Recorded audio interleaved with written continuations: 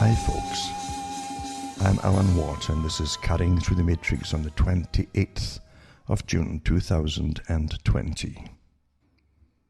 I hope everyone's coming through the chaos, the planned chaos that we're going through, intact as much as you can really hope for, because things are getting pretty nasty, of course, in certain quarters. And it's to be expected, naturally. There's a whole formula to what we're going through. And I've said before, we're living through a big script. So many times, we truly are living through a massive script. And it takes years to plan big changes, many, many years to plan them. As I've said before, I met people in the 80s who were involved with the far left. They like to portray themselves as really anti-war, but the real ones at the top of it all, the real core of it all, were really in for communism, pushing communism, and they blended even the early agenda with sexual orientations, etc., to get more and more members on board, and then they went into different ethnic groups to try to get them on board, disaffected groups and so on. So what we're living through today is a combination of all of those and more that were added on by those who run the world. And the people who run the world have often said the top communists were always billionaires, always, even in the early days of the 20th century. That's what you find when you dig in deep enough. Some of them even had bank accounts, Swiss bank accounts, some of the most famous of them. It's well understood and declassified too. But we're living through, again, big changes, and don't think the communists are some separate group doing their own thing. I've always told you that there's only one really force at the top that runs all of this, all sides, and that's how you direct and shape the world. And again, you can't stress enough that Carroll Quigley talked about it, that this is our group. He was referring to, at the very least, he was talking on behalf of the Council on Foreign Relations. And he had taken over their histories of them, their archives, to update them and so on. He certainly understood what was going on. And the Council on Foreign Relations, an American branch of the Royal Institute for International Affairs, they literally are the globalists. They're the ones who plan the future. They planned world wars. They admit that. They need wars to change the world. And as long as they can direct the shape and the course of the wars, then they can bring us all to what they wanted, the outcome that they wanted.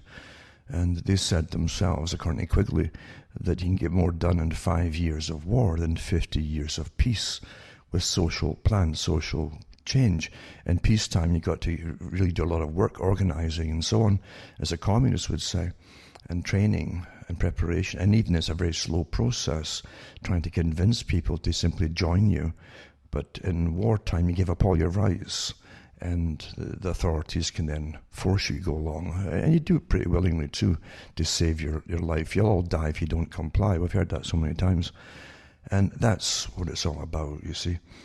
Quigley let so much out of the bag because he believed in the cause that the Council on Foreign Relations, Royal Institute for International Affairs was all about, and that their effect in history and changing the courses of history for at least 100 years under different names, because they eventually settled on the last names, but they used different names in previous centuries. He said that they had such a tremendous impact on history and shaping history that he thought it was time that the public understood it. He thought they'd applaud it, in fact. He certainly did himself.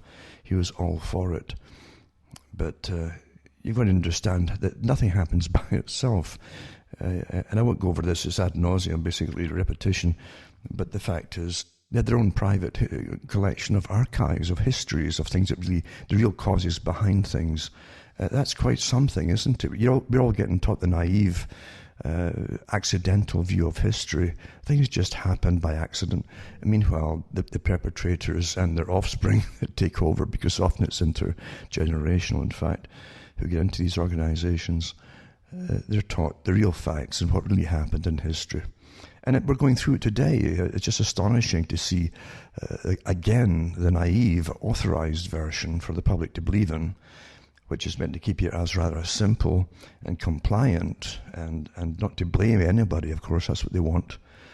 And meanwhile, it coexists side by side with, albeit a dwindling free speech on the internet of people who have got the other archives of what's really been happening up until now. It's really astonishing, isn't it, to live through it and watch it happening in live time sometimes, when some folk are getting murdered, but you're not allowed to say they're being murdered, and many newspapers just omit it altogether. It's a fascinating time to live through it and actually see it and experience it, knowing that when we get out of it, the system that then evolves or is pushed out of it will have all this expunged, It'll be a seamless people's revolution during, coupled with a massive pandemic, they'll say. And that's what helped bring the changes about. Both of these things are false, because the pandemic was planned years before, at least the whole course it would run. And of course, the revolution too was waiting for the spike to happen. I personally think it was all coordinated together. I said before too, even with the China thing, with China showing us clips of folk just dropping in the streets, supposedly. And in a country that literally can censor everything in real time, they're really way ahead of some other places, some other countries.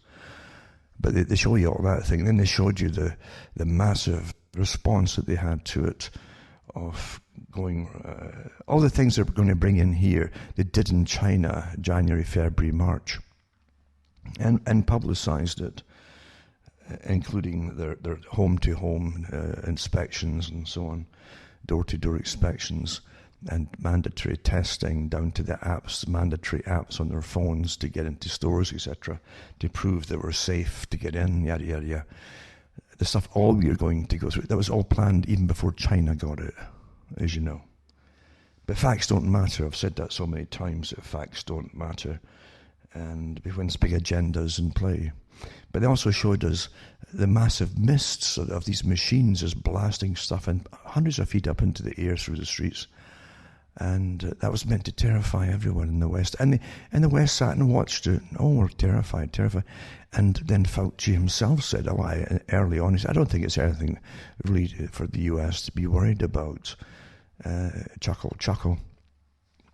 And you find out that Fauci himself was heavily involved in the Wuhan laboratory and the setting up of it with the COVID virus that was sent to them, authorized by him, and money given to.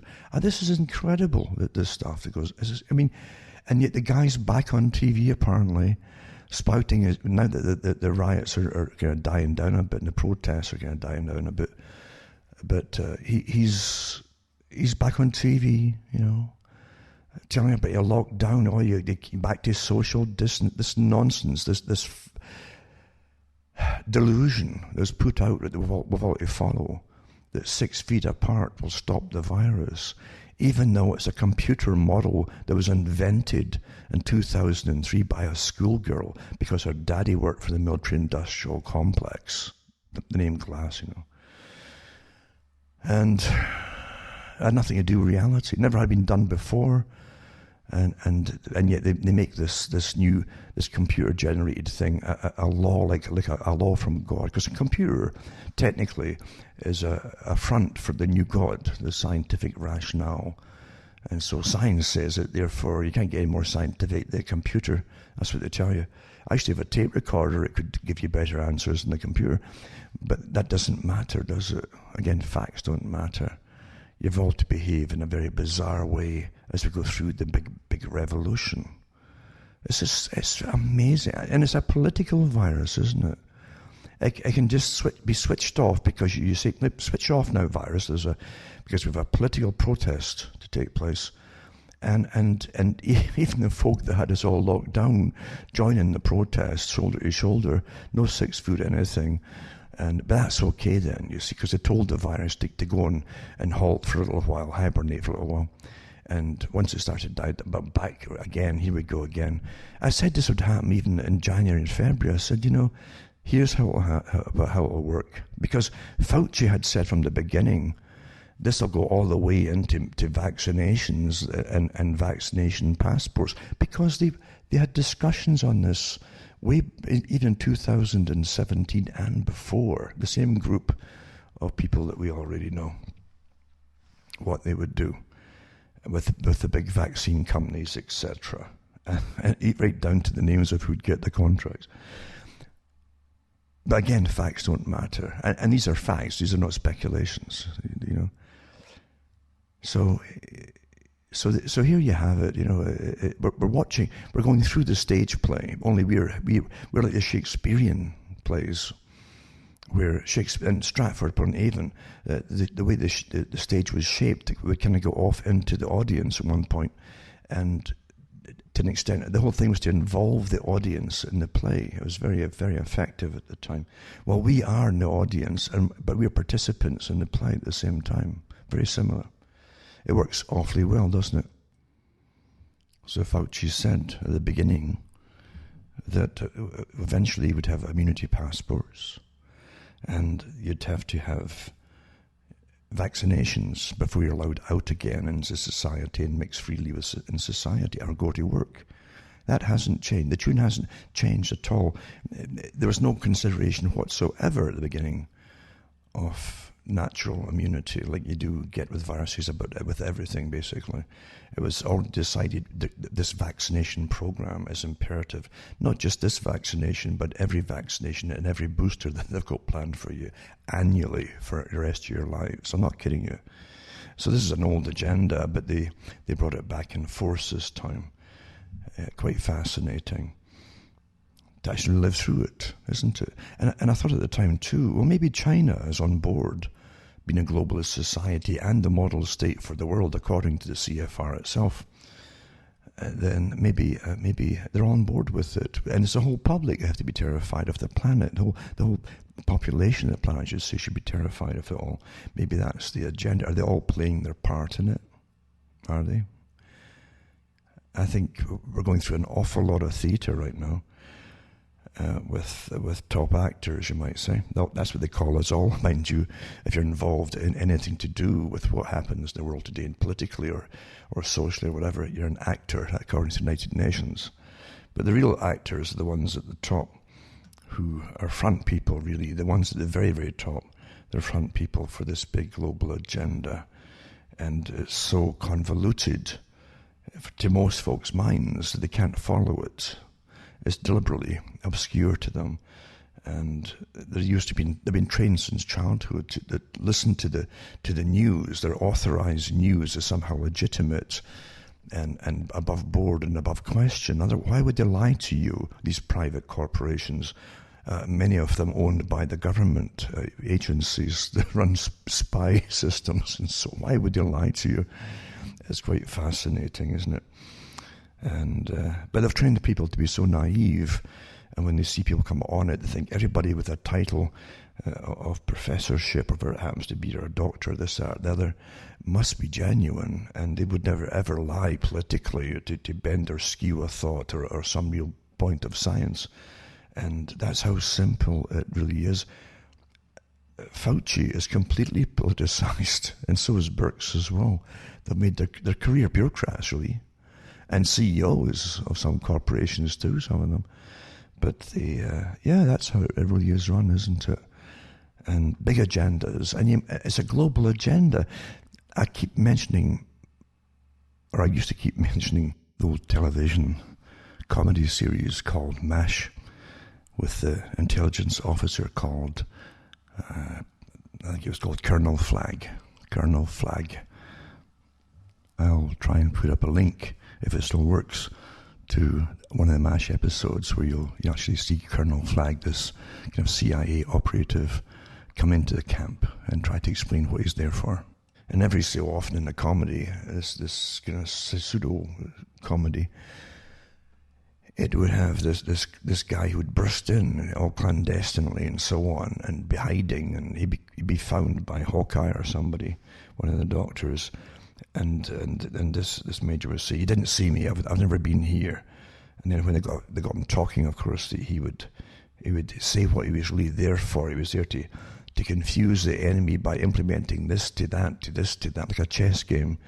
And before he got more than a minute into the techniques of deception, everybody was completely bamboozled and lost, because you just couldn't fathom the logic of it. But that's how it really does work. And deception is just that. So, some nations have mottos about deception, how they use it in their intelligence agencies, because that's what it's all about. The best intelligence is always to make public think that you're invisible, that you don't exist. It's kind of like the devil, you know. They used to always say that Satan would win when he convinced the public that he didn't exist. Well, that's how intelligence agencies operate. Their job generally is to foment revolutions of one kind or another for their own political purposes, and to dominate and take over territory and resources and things like that, or even just political power. It's much easier to when you've got to put a tyrant in place. They've done it in Latin American countries when it suits them, and they dethrone them too when it suits them. That's how they work. But the great thing too is to get nations fighting each other without ever figuring out that you actually organised the set and set up them to fight each other. That's deceptive, you see. That happens all the time. Very, very old technique as well. Britain used it, or London. I hate to say Britain, because the British folk on it are just as out of it as everybody else down through time. London's a completely different kettle of fish. A very old system of money, power, and the techniques of power and acquisition of more wealth. That was always based in the city of London. Going way, way, way back, to do with commerce and mercantile bankers. They owned the merchandise, the trading routes and so on, and they were also bankers to the crown and then eventually to the public. That's how it operated. Very old technique, way before even Britain was Britain. So it's no surprise to me that they can build up empires when it suits them, using a base when it suits them, and jumping off to another base when it suits them too, and using another country or even a group of countries like the European Union. This is how systems really work in this day and age. But they always like to say that, so-and-so did this and so-and-so did that, this country or that. No. They might use those countries to force things upon other countries, like they get the troops. You can always get troops from the working class folks in any country. I don't care who they are. And they always give the same take. You'll have respect if you put on that uniform. You'll be somebody. And that's what happens. And every nation across the planet, and across Africa too, by the way. India was the same thing. You'd be somebody. And actually it helps when it's a really heavy class system, because those at the bottom, like the untouchables in India, suddenly have got some kind of respect. You know, that's how it's done. And you go off in your cannon fodder for an enterprise which you'll never figure out. It's not meant that you figure out. Because for the troops themselves, you're always given the most basic propaganda as to why you're doing whatever you're doing. But what I'm getting at here is how the real big system works. As I've mentioned it before, the fastest way to unify a country is to introduce a foreign enemy into it. That's what happened with Vietnam. They had all these tribes fighting each other traditionally for centuries. And how do you unify them? Well, you bring in America to subdue it, supposedly, or to protect the South. And before you know it, that's united all the different groups that used to be fighting each other. And then now they're going to unite to fight the US. So you get centralization of authority very quickly. That's what happened there. The same thing happened in the Soviet Union, of course.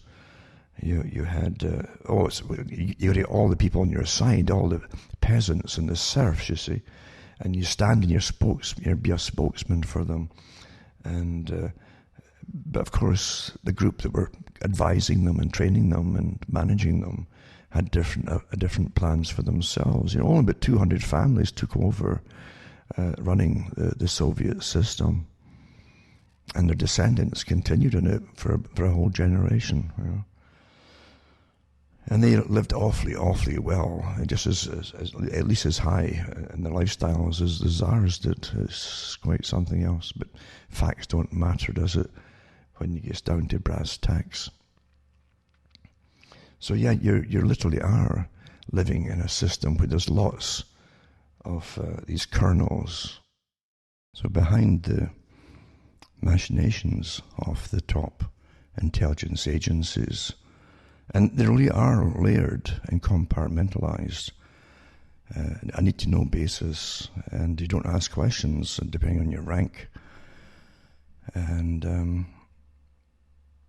it's quite easy for them to run this massive chessboard to get to an agenda that most folk will never figure out. Really never figure out, because as I say, we've been trained to see things in one direction, in tunnel vision, and that makes it much more easier for them to run rings around us without us either knowing or noticing or understanding why things are actually happening. That's what happens on a daily basis, basically, nowadays. It's so precise, and long-term planning works awfully well when you've already worked out incrementally every possible stage of the implementation of parts of agendas. It's just astonishing and meticulous work goes into it all, including how the public will react, and different segments will react in different ways. They're all worked out before they make a move on any particular part of an agenda. It's pretty well perfect. And I always think of David Rockefeller when it comes to revolutions, and his agenda was part of an ongoing revolution that got on long before he was born. And he talked about it. David Rockefeller talks about the omelet. He says that it's like an omelet, that the agenda itself that he was involved in, steeped in fact, his family too, were completely steeped in. He said it's like an omelet, and the fallout, meaning the people who die and so on, like revolutions and all that, not just inside the US but elsewhere across the world, because he was involved in the CIA as well. But you have an idea, the CIA is also meant to really bring America into the system that the Americans all paid for. They don't know they all paid for the present situation of the world. And once they paid for all and implemented it all and supplied the cannon fodder for all and the funding for all, then they must be taken down as well. I gave that talk back in the late 90s, that very talk, and here we are. And the last people to really figure out are the ones who are stuffed at the end, the victims themselves that paid for all, supplied the military, etc. They're the last to see it, because they were. You don't. When you're using someone, you praise them in the eyeballs. You give them lots of good publicity for their own troops, for their own system, and how good we are, etc. And even though the general public never really understand what's really going, or the reasons behind it all, of course you don't. What did America have to gain, for instance, by going after Iraq? Never mind the fact that they funded a lot of the modern system of Saddam Hussein. They funded it into existence, and then they take it down once it's used, it served its purpose, basically. But the average American couldn't figure out, why should they, or Britain either for that matter, why Britain and America should be involved in taking down Iraq. That had nothing to do with 9/11. And because that was always a big agenda. The PNAC group talked about in the 90s, before 9/11 happened. Here's a list, and Iraq was on it. So it's as good a time as any to take it down under the cover of 9/11, and Saddam was involved, which of course he was not involved with it at all. Facts don't matter, as I say. We're living through an amazing agenda. And the fallout from it too, of displacing, once you bomb countries into the Stone Age, they knew darn well that under the UN policies, which they also own and run, by the way, would then export the fallout, the refugees, into Europe, and all worked out way ahead. They called it blowback before they started to blow. And there you go. It's We're living through it. So the fallout, this will do this will do that, and this will hit this, make this happen. That's how it is, you see. Right down to what's happening today. And look at throughout Europe and Britain even, lots of those people who came in at the time after 9/11 and refugees and so on since then, and they all, even though they had nothing to do with the war, a lot of them too weren't even in countries involved in wars, didn't matter. They're now the young guys that are protesting and even tearing down statues, being led again with very European-looking activists, and there's no mystery to that, to the different intelligence agencies that they work for. And they're multi-layered as well. You have to get to this one, to that one, to that one, to get to the boss of them all. But you'll always find the CIA at the very, very top, and the same foundations that Rockefeller worked for, or definitely worked for. He was the head of some of them, for at least the chairman of sometimes these organizations. But as he said, you can't make an omelet without breaking eggs. Breaking eggs is destroying societies. Breaking eggs is destroying lives and collateral damage abroad and at home. I hope you're getting the picture, huh? And it was such a cozy relationship with David Rockefeller with the intelligence agencies, because the intelligence agencies came out from World War II, from the OSS, that was run by the same group in Britain, Royal Institute for International Affairs. In fact, the headquarters of it was based in their building, you know. And it never changed for a long, long time. In fact, that was their main headquarters. And the US, their department for the OSS worked there as well during World War II. And even afterwards, the US side of it, with its, when it became the Council on Foreign Relations, his head was David Rockefeller, you know. And often a lot of the different operations had on the go had to go through some kind of bookwork and requisitions for money to get things on the go and working, and to speed things up. They said, some of them, I've read their memoirs, and so they used to go straight to David Rockefeller. He would come in and out of their headquarters frequently, and they would ask him for money for this project. He was completely integrally involved in all.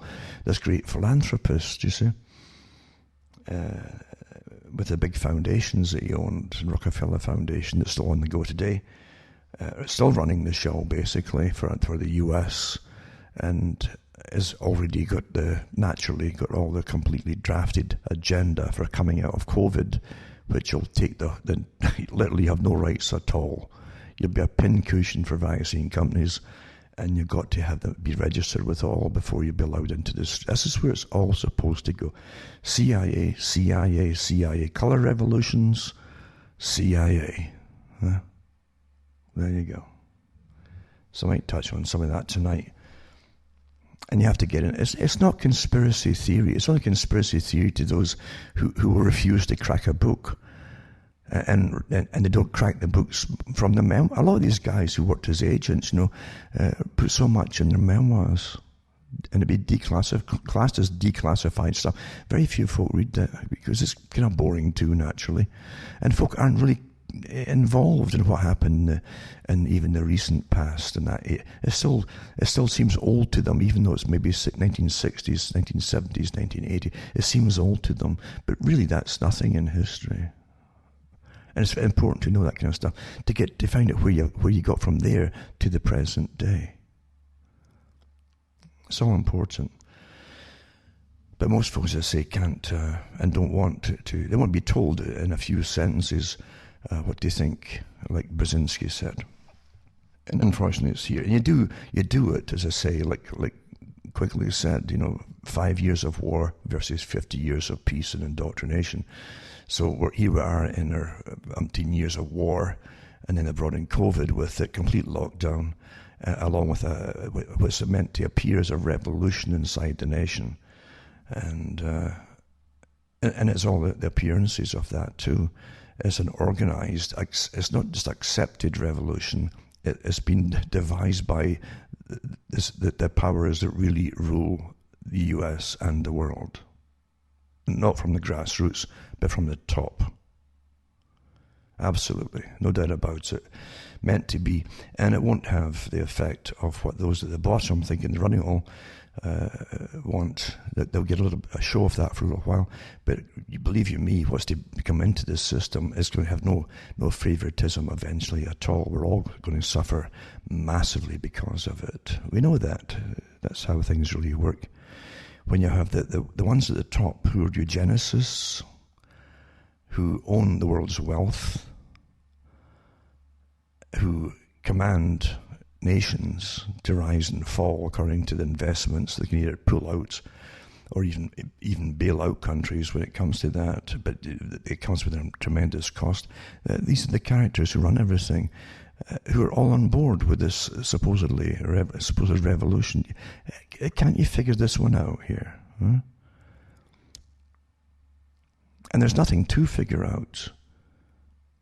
When the WEF, the World Economic Forum, said that, they'd have to start bypassing the usual democratic processes to get the job done for sustainability, because the public were ignoring them. Well, here you go, bingo. How do you think they're doing it? And isn't it strange that this, what appears to be this anti-fascist Black Lives Matter movement, etc., all well-funded and well-organized, and you can trace the funders, you can trace the organizers too, and intelligence agents involved with them. But here they're pushing all that, and they're all involved with the same thing: population reduction. That's pretty well in their plans, actually, because you see, everyone's an enemy of nature, which is destroying the planet, and it's not good for sustainability. They're parroting the same stuff that ultra elitists have been saying for years. And businesses should not open up unless they're sustainable and they're proven sustainable and they won't pollute, etc., etc. Here, yet the whole agenda's here, and folk think it's all to do with a spontaneous rebellion beginning in the States. There's nothing further from the truth. And the WEF are all happy about what's happening. So multi-billionaires are happy about it. And the Club of Rome, the big think tank that works for it, who came up with the idea of blaming humanity for climate change. It's all your fault, therefore let's implement sustainability. Because sustainability was a goal in the first place. How do you get the folk to give up all their rights while you're killing the planet? Oh, there you go. Here we are. It's quite an agenda, really. But most folk can't figure it out because they're kept in the dark. If you keep tuning into television every day, I'm sorry to say you won't have a chance in hell. TV is not spontaneous. Anything you see in TV, even your newscast, is worked out by experts in advance, for each day, how to put something across. Psychologists can get brought in, and neuroscientists and behaviorists, and how to advise them to how to write a particular part of a script for a news recast and so on. That's how it's done. What to tell the public, what not to tell the public. There's more not to tell the public than tell them these days. Absolutely. Absolutely. And you're seeing the fallout, as I say, the broken shells of the omelet everywhere now, and a lot more to come. And as you go into it, I'm telling you, and this is not to give fear-mongering or cause fear-mongering, but they're definitely going to manage it as they're managing it. But when it gets bad and even worse, if you listen to the media, they're there to tell you to deny your own sensibilities and your own observations. That's their job. To manage the chaos as we go through it, regardless of the fallout. They'll tell you that things are still just going along, and there's still folk protesting, and still this and still that, and the COVID's bad, blah, blah, blah. But they're not going to tell you any truth on anything. They have formats for every particular instance that can happen of terrorism even. You don't get terrorists now. Internally, you get folk who are mentally ill. That is the standard agenda. That's what you'll always be told, you see.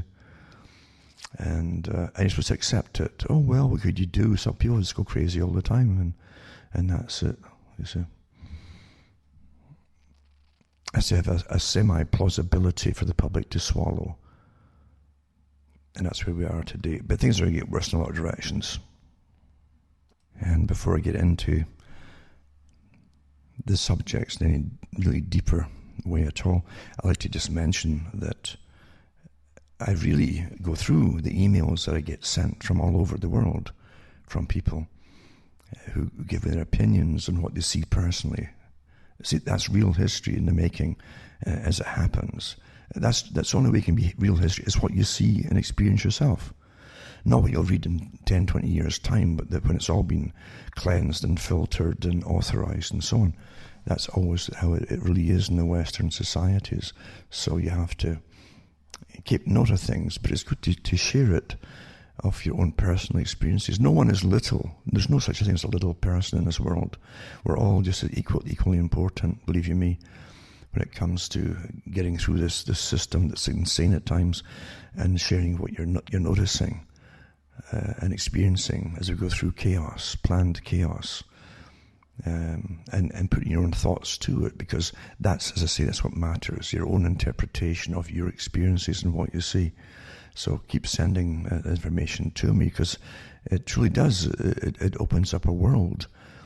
And that's how you can connect things when you see the same things happening across the planet about the same time, in sequence too. Different kind of incidents that will happen across the world at the same time. That doesn't happen accidentally. Of course it doesn't, this organization.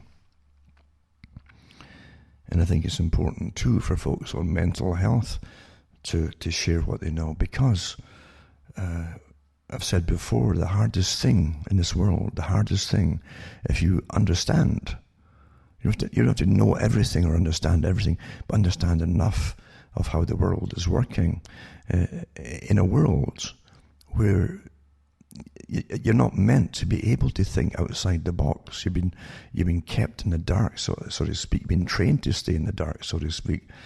And that's what Bertrand Russell said too. He said education, according to Fichte, was meant to keep people dumb, actually, and make them dumber. That was the intention of it. He was all for that, of course, except for the elite class. He said that himself, two kinds of people eventually, the elite class and the rest of the public. And the elite class, they said the differences would be like two different species of animal, basically. That's what he said in his own books, Lord Bertrand Russell. Again, another lord that played this strange left-wing agenda, because left-wing is the agenda. It's much more efficient, because you can folk can't argue with you under democratic rights. You just tell them what you're going to do, or else, and that's it. So, anyway, that's what we're living through today, is a system, an amazing system, very long-term, and much of it was planned before you were born. Definitely the conclusions were all mapped out as to where they wanted to take the world, and we're rushing through it right now.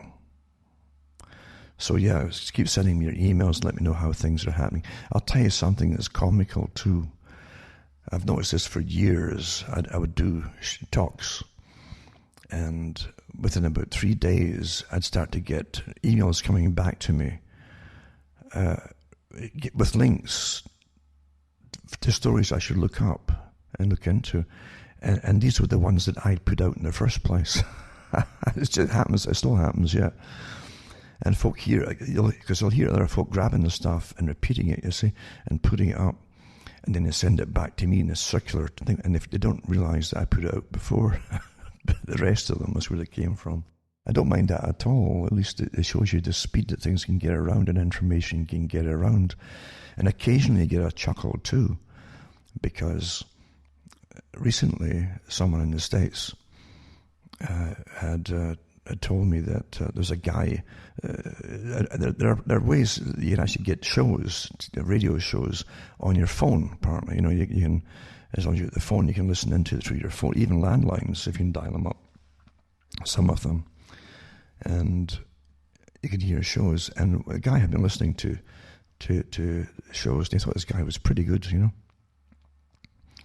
And eventually, I kept forgetting the name of the fella, but eventually he got in touch with me and he said, this is his name. So I looked the guy up, and this fella in the States had listened on the phone, you see, and the reason he listened on the phone is because he's Mennonite, and they're not supposed to, they go any higher than the phone line, basically, for technology in the particular group that he's in. Anyway, I looked in it eventually, got the guy in his website and all the rest of it, and he was doing my shows verbatim every week, this fella, without ever mentioning where he got all the information from. And I guess what he's using is, now they're using programs, they can literally take your talk and I'll put it instantly into the printed word, and he would read it off his computer. But it was verbatim of my shows, right down to when he said, I think last week, the week before, oh, it's going to take longer this week, probably 4 hours. This is when I went to 4 hours each talk I did, verbatim, without ever mentioning where he got this stuff from. So I was getting this circular stuff of my own links coming back via his stuff by people who'd listened to it and sending it back to me. Quite amazing, isn't it? So that's how things work. Yeah. So I'll wait and see if the guy gets the word to perhaps either be a bit more decent or send a few bucks my way, because I'm doing all the work for him, you see, and others as well. And he'll probably never get a penny from him anyway, but at least he should have the decency to see where he got it from. That's a rather low-handed. That's the kind of society we're in, you see, where everything's so corrupt and there's no decency left in people. It's true, isn't it? We are at the end of an era. There's no doubt about it. It's everywhere you look, where governments are totally corrupt, and they have been forever. It doesn't matter it doesn't matter how you make government. Corruption is in society, especially in an atheistic society. I'll get hammered for saying it, but it's the truth. Because in atheism, you aren't even taught as a child moral rights and wrongs. It's just not there. In fact, in modern society and pure materialism, it's getting to the top that's worshipped. You understand, the so-called celebrities you're taught to worship. Would you actually follow them if they're on $15 an hour? Would you? Of course you wouldn't. But you worship them because look at the fame and money they've got and yada, yada, yada. That's why you do it. Well, with that attitude, how can you have rights and wrongs and fairness in society? You can't. Of course you can't. But it's right down to the bottom level, like I've said. Those folk just use your stuff right down to verbatim. Right down to the 4 hours I put out, and copy it and then they regurgitate it verbatim, word for word, line by line, without changing it. And I never say where it really came from. But that's what we're living through today. It's quite a society indeed. And it wouldn't matter if you had 10 revolutions, because folk have it built into them now without any restrictions, that you get to the top of your career or whatever it happens to be, just get to the top. There's no rights and wrongs, there's no moral codes, as I say. That's how it is. And so it will always be corrupt, unfortunately. It really will. And the truth of this world, with this intelligence agencies running this show, is that everything that's happening today was planned before you had the intelligence agencies to implement it all covertly.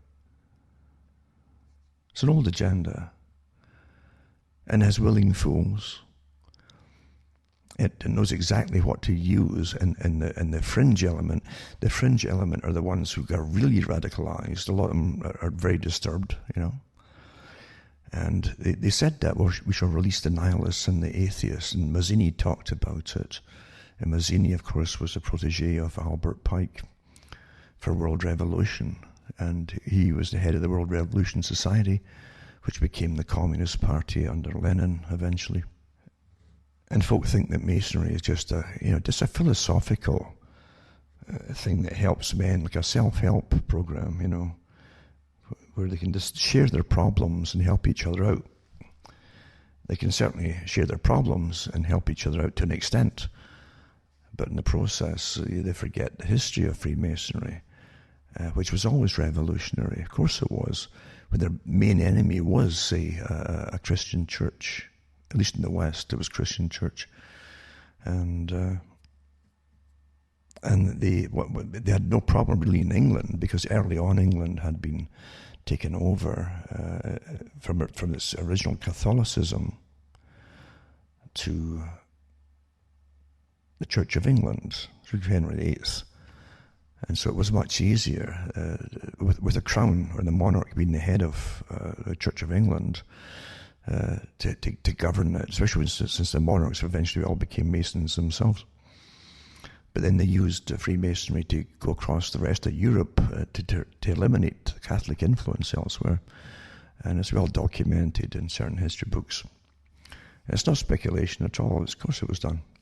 And again, Trotsky himself, if you read his own books, like My Life, he tells you that he really fell into Masonry big time when he had done his mandatory, part of your initiation into true communism, and it was to foment revolution and get put in prison for a little while where you met other revolutionaries, and that was like a badge of honor.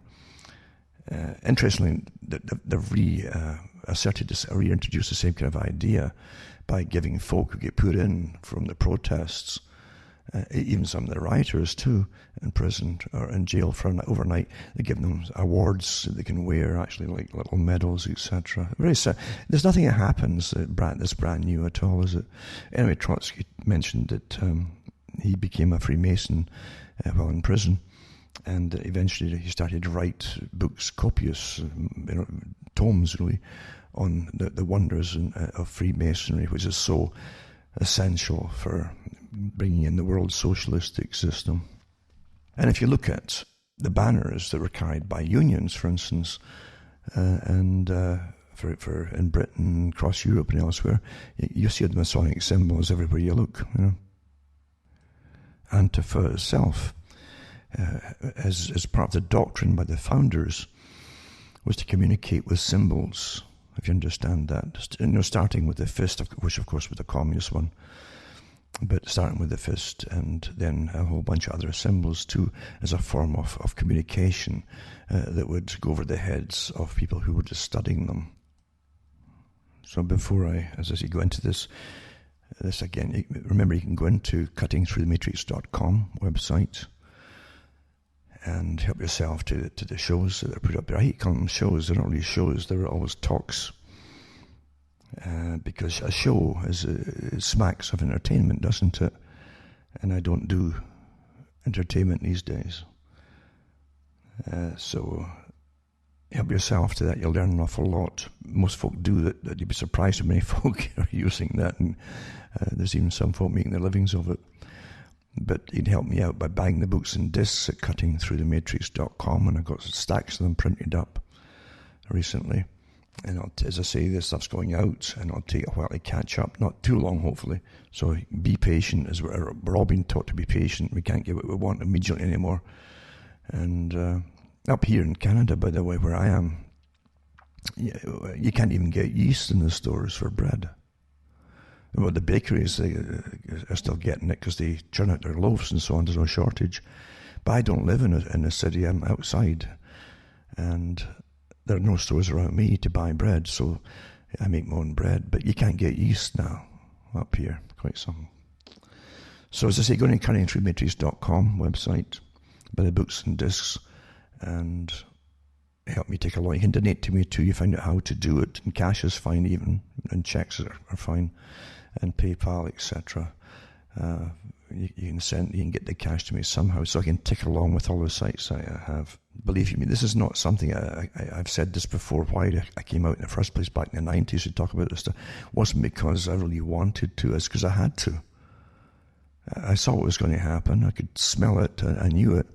I listened to what was called the alternative media at the time on the radio, but then, and I realized that they were right in some of the things, but the so-called Patriot Radio had no idea the big world agenda. And so I came out to explain to them what was really happening. And I kind of rocked the boat a bit because, again, intelligence agencies tend to run all sides of everything. They really do. This is not speculation. And I went through the history of even radio, shortwave too, where the CIA had funded up some Christian organizations back in the 60s to combat the influence of communist broadcasting. And so it made sense at the time, but they never let go a lot of this stuff. You got to remember that too. And it's still the same today. But I came along and kind of rocked the boat by eventually showing that what was really happening. I came out with the CFR's agendas, the world agendas, and so on, and much, much more. And the other ones that existed that were kind of authorized had to start following me for a while. And I did rock the boat, there's no doubt about it. And I had the usual offers to get on board, etc., and I didn't do it. So yeah, you'll suffer for sure, but you have to do the right thing in life, even if it's only for yourself. You really do. If you lose yourself, what is left? Come on, what is left? So you've got to do it yourself, and by doing it for yourself, hopefully you do it for enough people that are decent out there, decent, good people. And there are decent, good people out there, lots of them. They're generally isolated, and just like I say, you live inside your head, because it can be unsafe at times to talk to people around about you who are perfectly well indoctrinated, and their indoctrination has worked on them, you see. It can be unsafe at times to voice your thoughts. And now, of course, you're getting to the stage where it'll be imperative that you live inside your head, because when you go through revolutions, they're authorized from the very top too, especially most of them are actually, have always been that way really. And the old Bolshevik one was too, I'm pretty certain of it, especially when I had the funding of coming from the US and Britain and London and so on. But it eventually becomes rather ruthless, and the new dogma is a religion. It's always is a religion, basically. You have to recite all the different communist or Karl Marx tenets, etc.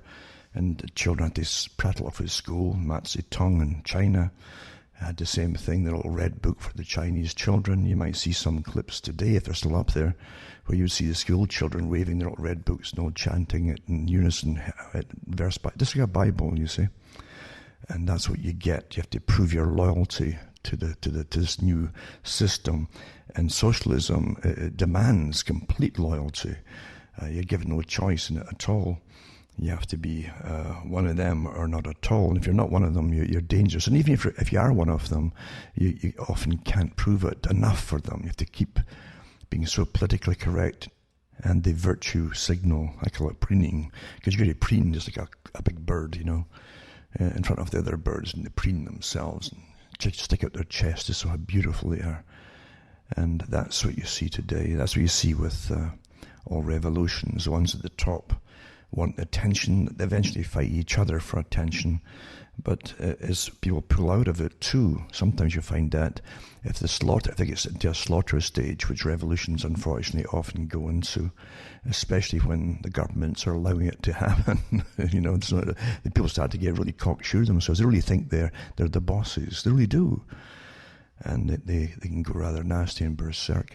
But you'll find too that people get fed up with it too, that say their own kind of lockdowns, as an example, in barricades, or barricaded areas like they had in France in the past, and their revolutions, and there'd a few of them, or in the States at the moment, their autonomous areas, as folk get fed up with it and try to pull out, or the shootings and the side get worse, or whatever it happens to be. They can turn on them, the ones who are more adamant, and the leaders can turn them viciously for as traitors, you see, for not going the whole way and suffering with the rest, etc. You got to suffer in these religions, that's part of it. But you always suffer for the good of all, the greater good of what's to come, you see. And if old David Rockefeller was alive today, he'd be glorying it, and he'd be absolutely bathing in what's happening today, because he and the CIA and the organization, CFR, that he belonged to. And don't forget, the CFR is also, just like any other intelligence agency, it's literally, as I've said already, it's compartmentalized. But the ones at the top have a better understanding of where the world's supposed to go. And they always get their own cash out way before any financial crashes or changes in regimes. And they're told where to put it, which is guaranteed to be okay. Because the ones at the top are the ones who are financing revolutions, etc. It always works out that way. But nothing really is ever as it really seems. It really isn't as it seems. We've lived through years of them going through ideas of getting us to stop having children. They're quite open about it now. In fact, I've done lots of talks on that too. And it's not speculation. It's not paranoia. It's not conspiracy theory. It's fact. Bill Gates himself is one of a eugenicist, and from a lineage of eugenicists, like many of them actually are, whose parents and grandparents all knew each other too, because they all worked in the same organizations. But it's quite amazing to see it continue, and still with intention of bringing down populations. And folk always think, well, we're not breeding much, so they don't mean us. No, the West was the first ones that they tried all this stuff on. And Bertrand Russell talked about that years ago. But we do live in an amazing system. It's a maze. That's why it's amazing. There's so many different directions it goes off, and dead ends, etc. Very well designed, of course, but if you designed it from the top, from above, you can see it's easy to find out what it's all about. The general public are not supposed to be able to think their way through certain things. And even what they want you to think through is they've got all kinds of diversions along the way to drag you here, there, and everywhere, and in all kinds of directions. There are dead ends, or until you give up, or else you sound crazy. And counterintelligence is very effective. And what they've done for years is put out people with incredible stories that would take you off into the bizarro. Although the world is bizarre enough, mind you, all of this is bizarre. What we're talking about is bizarre, what intelligence agencies get up to.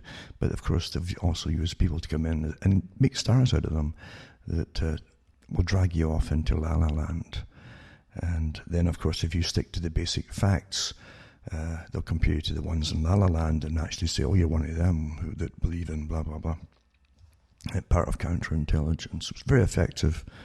And even if you expose some of the characters, they'll say, well, they put out some good stuff too, you know.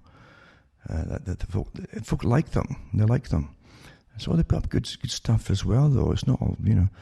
Say, yeah, but that's the poison. You know, you take 95% or 98% of the facts that are churned out. They grab that stuff, then they add the 2% poison until it ridicules all the rest of the true information. That's how it works. Very, very. Do you really expect of such a powerful organization that boasts, like the Council on Foreign Relations is one example. Don't forget, too, the same organization that created them, created the Trilateral Commission. It's all one big club, you see, and many other specialized branches as well, including the think tanks that then supposedly advise governments what to do in different kinds of policies, all kinds of policies, and social policies and military policies and so on. It's all one big club. They're all related, all these characters, to the same clubs. But that's how you run the world. You don't let things happen that's outside your control. That's the beauty of them, really, in a sense. It's macabre and it's sardonic as well, and rather evil, you might say. But when there's an old technique to why let things happen by itself? Why would you let true revolution happen by itself by just ignoring it until it bursts out? Well, what you do is you give the working class their leaders as an example, and then you guide them. And the leader will apparently be very successful at times too in getting demands for some workers and all the rest. But that's the trick that they use. And they always win eventually, because after a while they literally completely 100% own these negotiators that talk on behalf of the workers. And then you have the negotiations, right? And you have the dialogue of arguments of how much you're going to give the workers, etc. And then, of course, you bring in Marxist policy into the unions, and it's taught openly that this strange policy of, we're going to have a completely different system. I'm chasing mosquitoes in my house here. Hold on. Now, the whole idea of this revolution associated with its religion, well, a few basic tenets. We're all equal, except some are more equal than others. That's the Orwellian policy too. And that's what you find right off the bat. Some are more equal than others, and that's what you've been told now.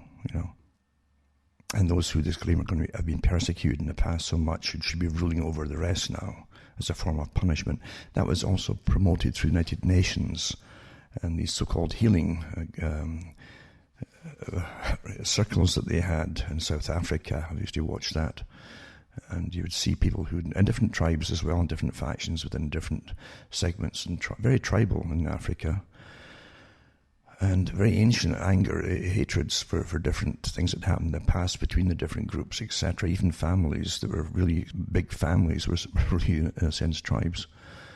But you'd have these talks, these circles, and they'd argue out who had done injustices to whom, and what they would do about it, and so on. And it never worked out very well at all.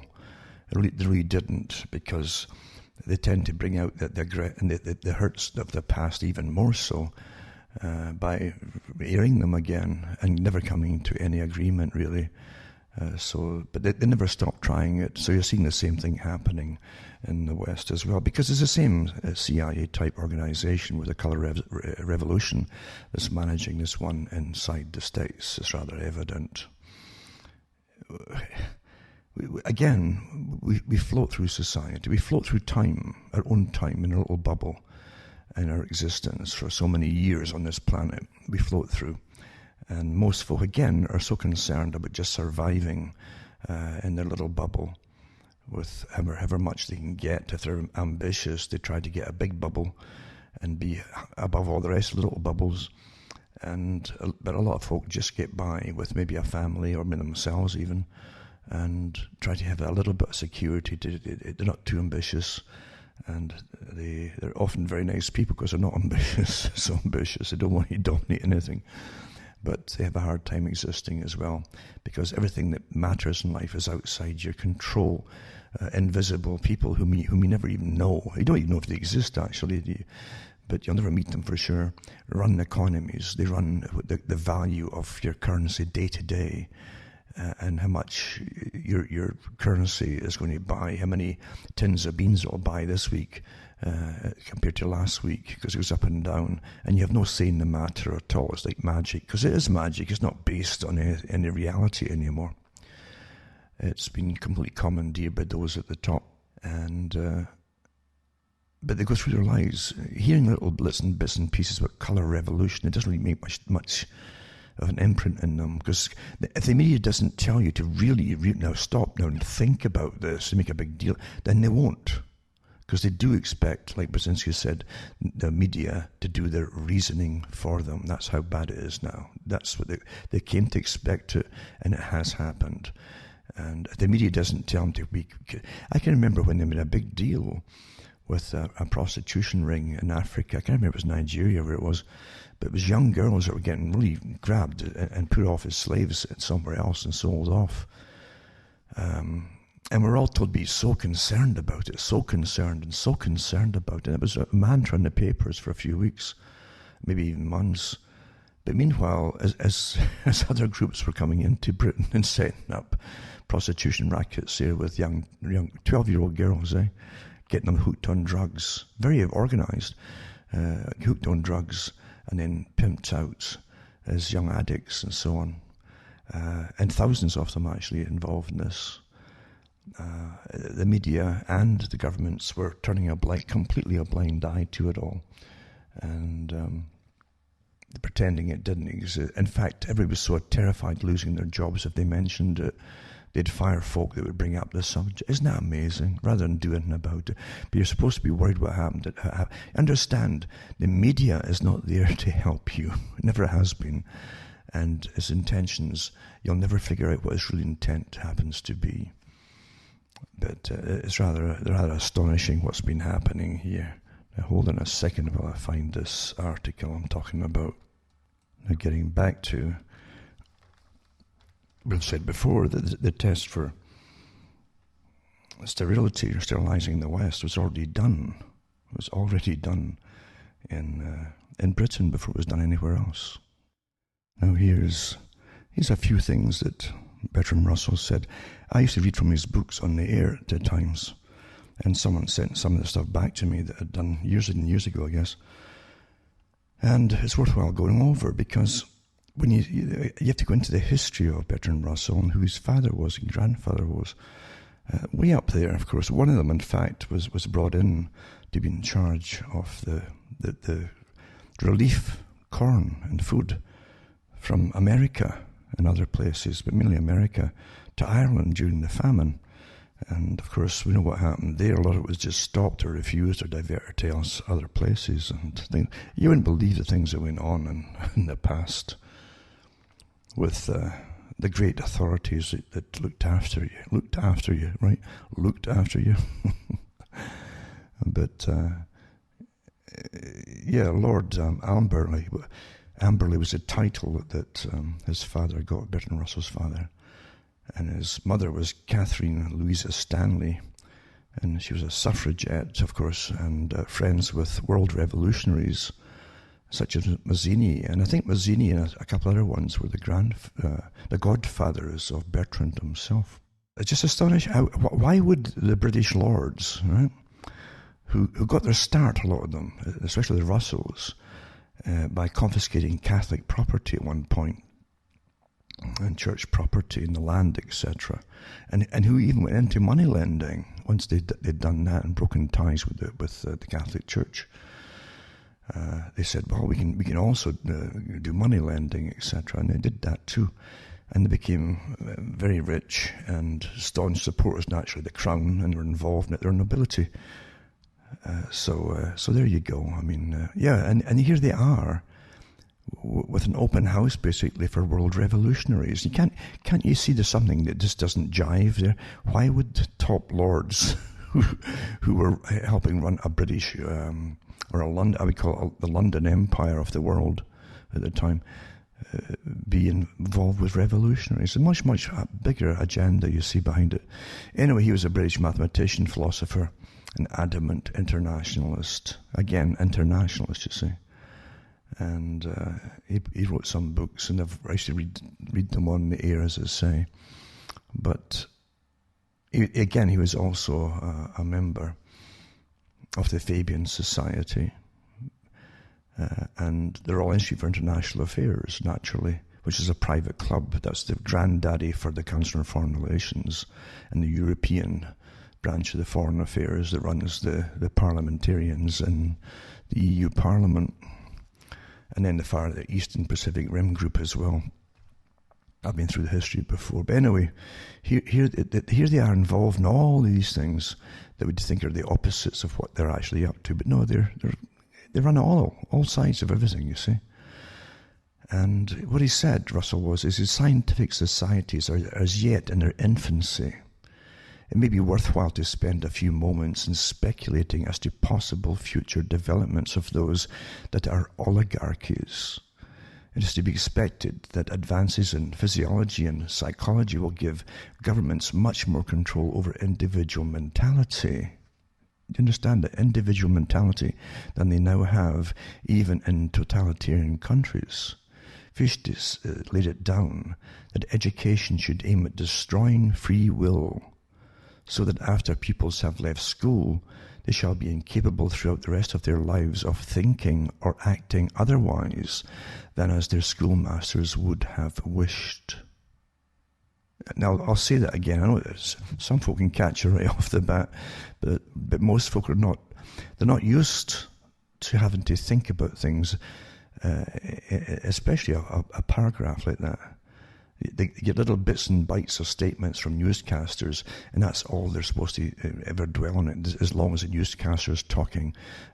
Don't even remember his last sentence. It's done in such a way.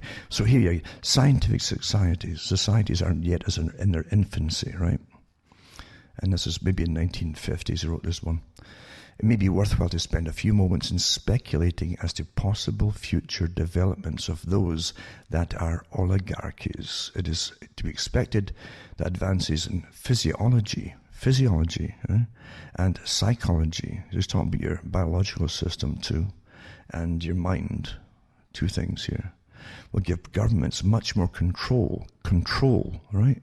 Advances is to do with control over individual mentality than they now have, even in totalitarian countries. Fichte laid it down that education should aim at destroying free will. That's the philosopher.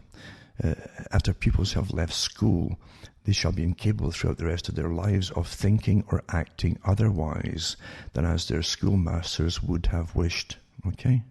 Now, just to get a breath there and think now, look at everything that's happening now. It's been happening for a long time. I've said they've been raising a generation for revolution here. Where did they get taught? Starting off at school, right off the bat and right through their school, from junior to high school and to college, and you've got completely educated revolutionaries who literally think that what they're promoting is their own ideas. Think about it. But advances, you're talking about sciences and scientific advances in your physique as well, by the way, physiology, right? Look at the shape of we're changing, folks. And psychology, right? Yeah, much more control over individual mentality. And then I've said this so many times that eventually it's like a mantra out there, now lots of folk use it. Diet, injections, and injunctions will combine from a very early age to produce the sort of character and the sort of beliefs that the authorities consider desirable.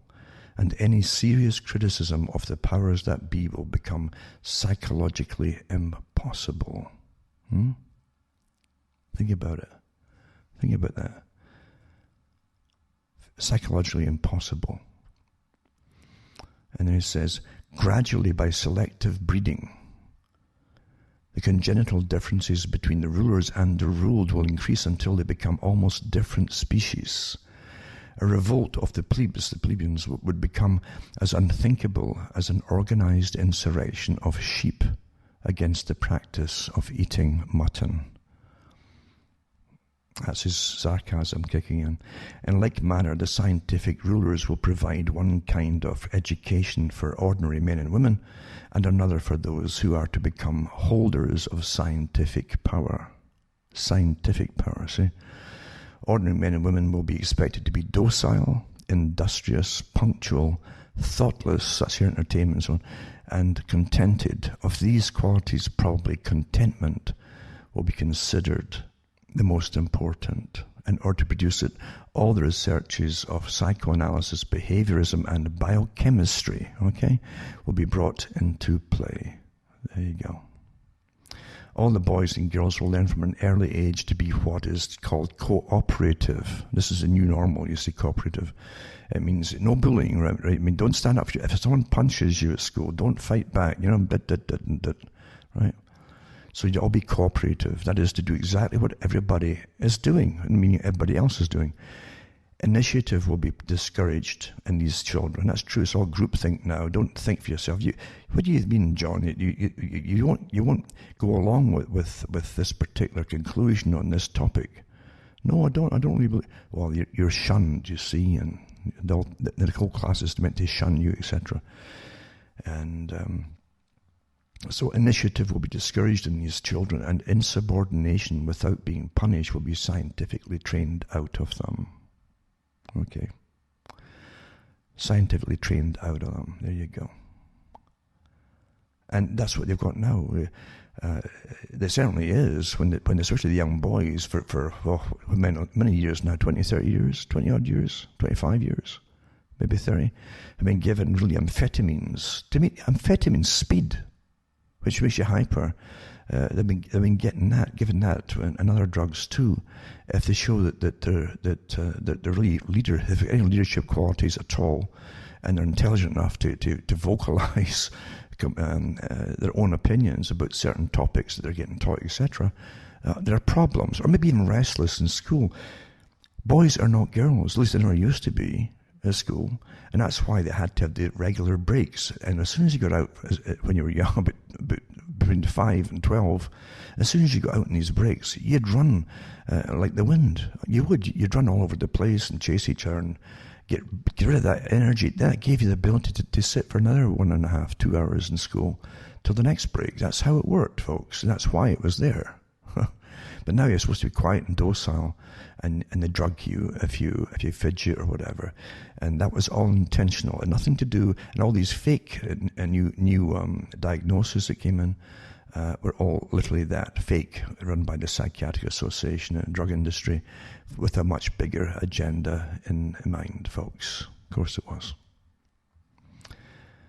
So you'd all learn from, all the boys and girls were learning from an early age to be what is called cooperative, to do exactly what everybody else is doing.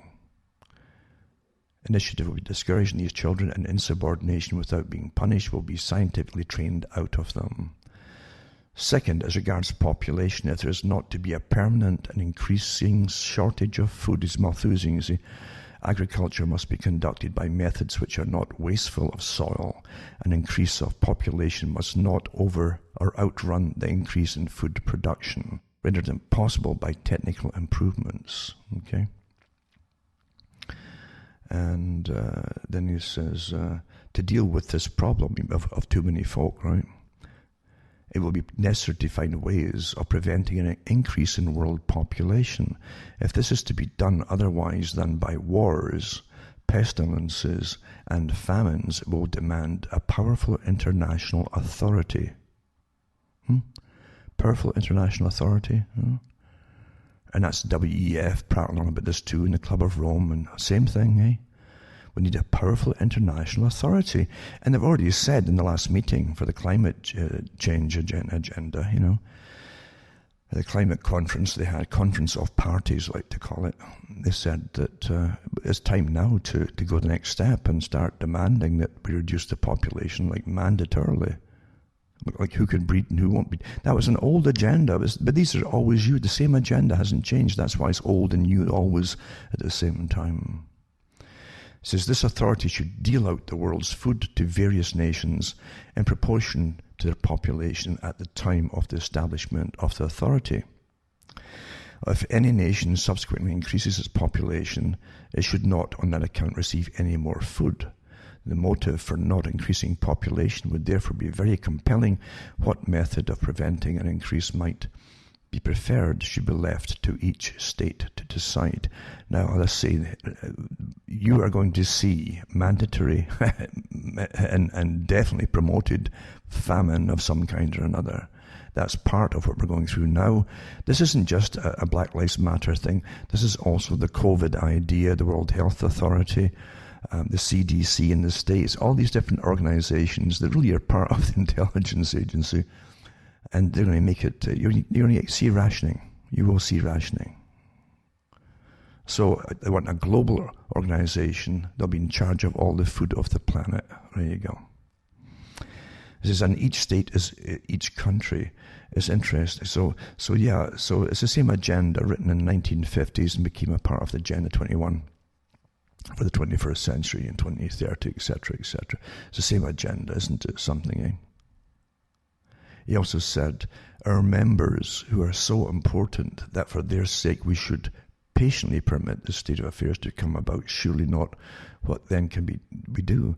Apart from certain deep-seated prejudices, the answer would be obvious. The nations which are presently increasing rapidly should be encouraged to adopt methods by which in the West the increase of population has been checked. So I'll say that again. Apart from certain deep-seated prejudices, the answer would be obvious. The nations which are presently increasing rapidly should be encouraged to adopt methods by which in the West the increase of population has been checked. Has been checked. See? In the West, the increase has been checked. Now, what do you think he meant by that? What's the biggest problem in the West? Infertility now. It's just quite something. So there you go. And educational propaganda with government help could achieve this result in a generation with this indoctrination. There are, however, two powerful forces opposed to such a policy. One is religion. The socialists always have to destroy religion because it makes you think, well, I've got rights from God, not from you. And so the other is nationalism. He says, I think it is the duty of all who are capable of facing facts to realize and to proclaim that opposition to the spread of birth control, if successful, must inflict upon mankind the most appalling depth of misery and degradation, and that within another 50 years or so. So degradation within about 50 years or so, he says. So there you go. So it says, again, I think it is a duty of all who are capable of facing facts to realize and to proclaim that opposition to the spread of birth control, and birth control to abortion as well, if successful, must inflict upon mankind the most appalling depth of misery. You must all be taught that the whole world is going to be awful if there's too many of you, basically, and that within another 50 years or so. So it's all been done about the year 2000, and we're not all crammed together. Most of the European population it's not even quite stable, but it's mainly through mass migration. So you're thinking you're doing good by not having children. Well, it's not good enough. No, now we've got to bring people. So you can't win. You understand? There's another agenda behind all of this. And it's always been the transhumanists of Julian Huxley, their world, and how they would bring it into technological age and how they would run and rule their own world without all of the people being around. It might take them years to reduce the population, but it's been that the population of the planet they want reduced, you see. And you won't go along with it if you really didn't bring in masses of migrants in, and you're complying with depopulation. You say, well, why are you forcing this on us? Our population is already dropping. We're awfully good. We're doing what you're telling us. Well, it's not good enough, you see. It's for a whole global agenda. And then you seem to be overrun with too many folk in your own countries only because of mass migration. You must feel that this is the whole world. It's not the whole world. It's forced to be upon you as though it is the whole world, and you go along with it, you see. He also said here that I do not pretend that birth control is the only way in which population can be kept from increasing. There are others which one might suppose opponents of birth control would prefer. War, as I remarked a moment ago, has hitherto been disappointing in this respect. And it's got what I said before. That's what it's taken from one of my talks. It says, I'll repeat that for the hard of thinking. That's what I always say. And war, as I remarked a moment ago, has hitherto been disappointing in this respect. Don't forget, too, that at the end of World War II, there was it was really classed as a world meeting and it was a royal. It was held by, I think the chair was the King of England before he died. The whole meeting was a mass meeting about depopulation. They said that the war hadn't killed enough people off. And anyways, he admitted that they use war to kill off people and grab, of course, the resources, etc. And that's all you get in Britain was one war after another. That was taken over from the US. And since at least World War II, the US has had just nothing but one war after another themselves. They're still going at it too, even as they go down to an extent. He also said if a Black Death could be spread throughout the world once in every generation, survivors could procreate freely without making the world too full. So there you go. The Black Death could be spread throughout the world once in every generation, and survivors could procreate freely without making the world too full. There would be nothing in this to offend the consciences of the devout or to restrain the ambitions of nationalists. The state of affairs might be somewhat unpleasant, but what of that? Really high-minded people are indifferent to happiness. But he also means, too, really high-minded people like themselves are indifferent to the misery or the slaughter of other peoples. They find they're useless eaters. Think about it, folks. So indifferent to other people's happiness, especially to other people's. He says, however, I'm wondering from the question of stability, which I might return, or must return. There are three ways of securing society that shall be stable as regards population. The first is that of birth control, the second that of infanticide or really destructive wars, and the third that of general misery, except for a powerful minority. Well, I think they're using a combination of all of these right now, aren't they? It's rather obvious. So I'm just going through this again because it's time to do so, maybe. When you realise that infanticide too, and they've got post-birth abortion, and they've been killing babies as soon as they come out and go into full term. It's all here. Everything was planned a long time ago, folks. And Bertrand Russell wasn't a solitary character with oddball ideas. He was part of the group put in charge of creating a post-World War II culture for Europe and a good part of the world. And he worked with the Frankfurt School, he worked with the Macy Group. They were given permission by the president at the time to literally create a whole new culture.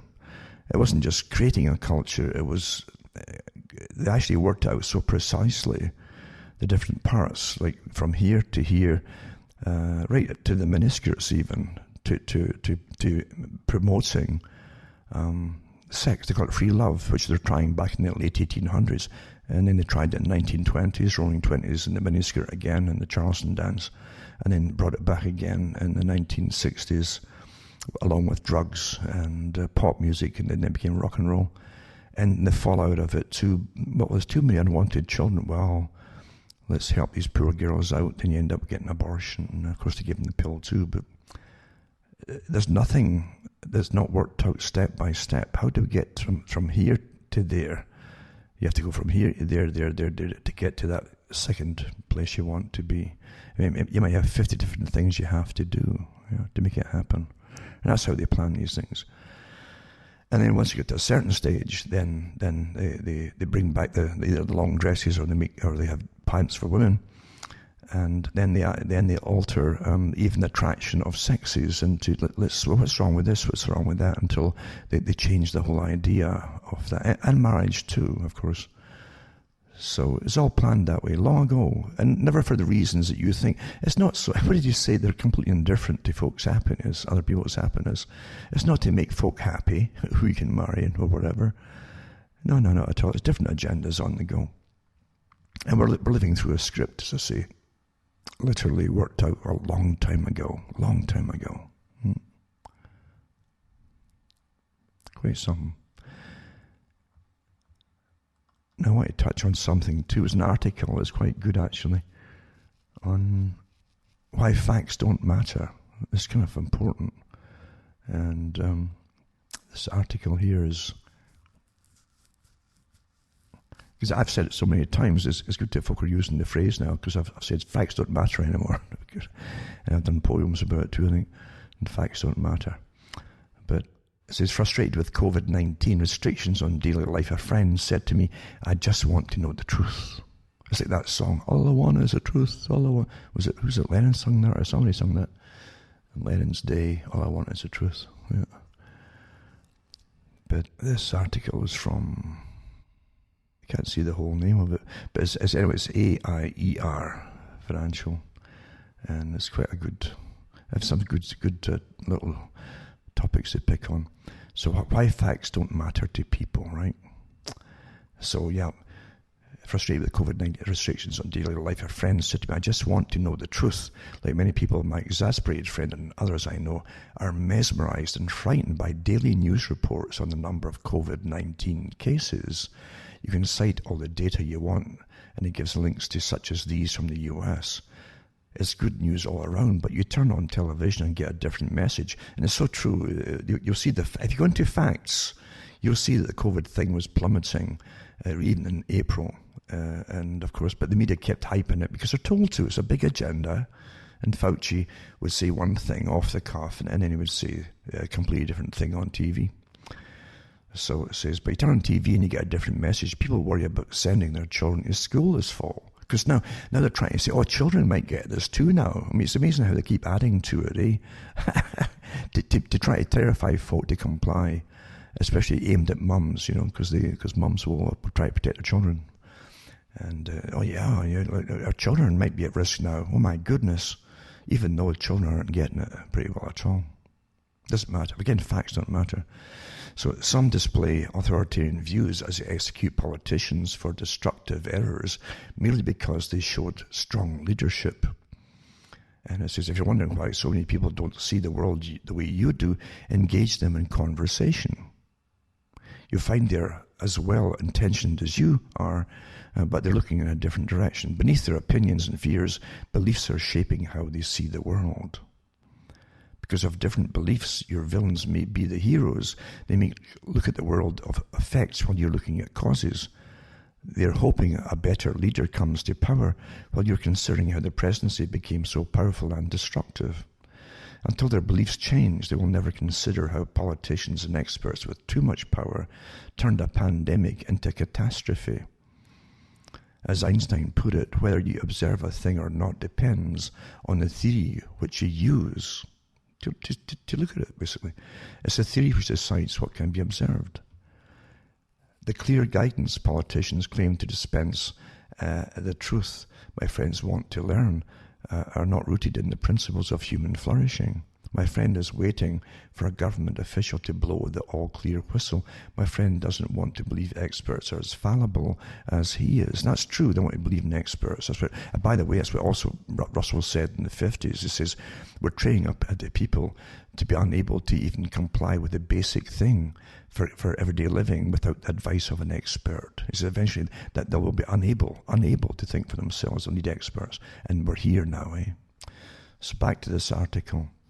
And he says, my friend doesn't want to believe experts are as fallible as he is, and the prevailing scientific consensus may be false.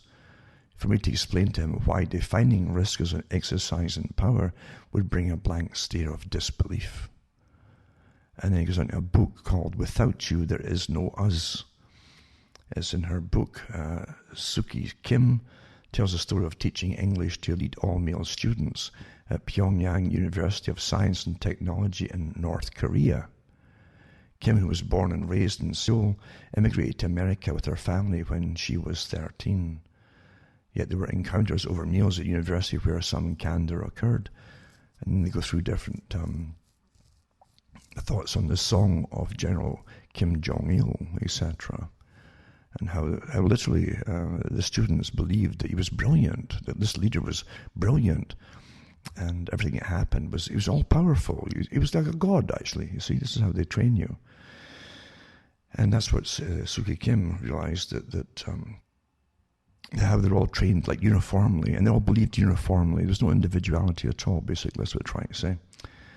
And the students did firmly believe lies, such as North Korea is the most powerful and prosperous nation on the planet.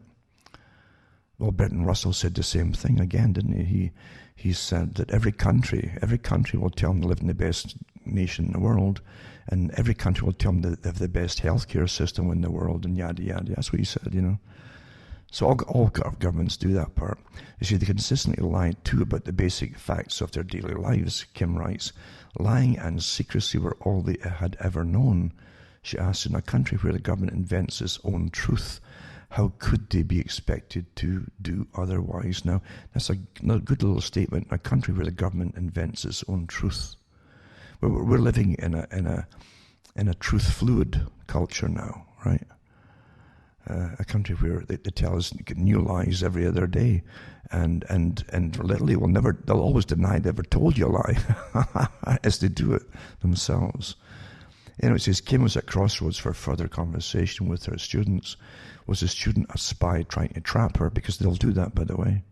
Or even worse, would the student end up in the gulag for merely discussing the limits of power?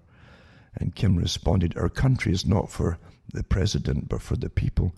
The president is just the face, the symbol, but the real power belongs to the people, and the people make the decisions. When she was asked about that from a student, it says, if only what Kim said was true, have you noticed how many Americans are thinking like North Koreans? They seem reassured and relieved when their favorite politicians behave like North Korean despots, issuing field guidance. When North Korean despot Kim Jong-un visits a factory or farm, he makes pronouncements for improvement. Such pronouncements are called field guidance or on-the-spot guidance. No matter how nonsensical, the pronouncements of the despot are revered and obeyed. In North Korea, there's no path forward that doesn't begin with 100% obedience. There's nothing to be discovered, only edicts to obey. To serve the despot is the only purpose of life for North Korea. Andrew Cuomo is a beloved politician despite having issued field guidance sending thousands of nursing home residents to their deaths. Things are said so casually here, and you've got to understand that too, that this is an incredibly important thought here, and fact as well. Again, facts don't matter, but as the title says, but Cuomo, don't forget, he did put in infected patients in the nursing homes, and guaranteeing that it would spread like wildfire, and it did, and it added to the numbers of COVID deaths. And you have to say, well, no one is that stupid. It was intentional. It was intentional. Says even in May, after news of his disastrous nursing home orders were widely available, his approval rating was at 81%. This is after it happened. After it became known what he'd done. It just shows you, the beloved politician, you see. Today, voices in the opposition to the field guidance of politicians and experts are still being heard, but don't take this for granted. Tolerance for communicating opposing views is shrinking. Is it ever, Telling you.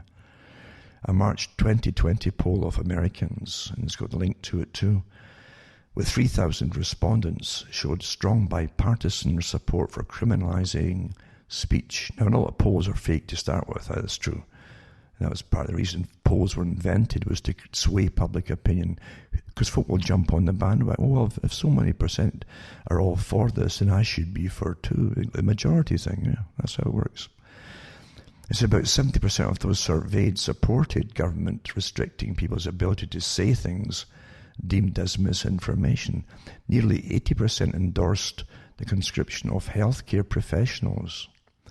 Government seizure of businesses and property was supported by 58%. Over 70% supported the detention of COVID-19 patients in government facilities. The majority of those surveyed did not change their opinion, even when told their views may violate the Constitution. And as I say, often the facts don't matter. It goes through other ones too.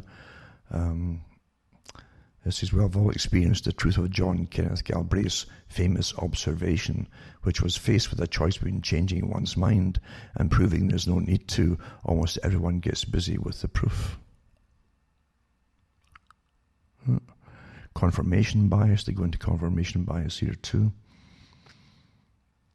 This is, we embrace information that confirms our view, your present confirmation, while ignoring or rejecting information that casts doubts on it.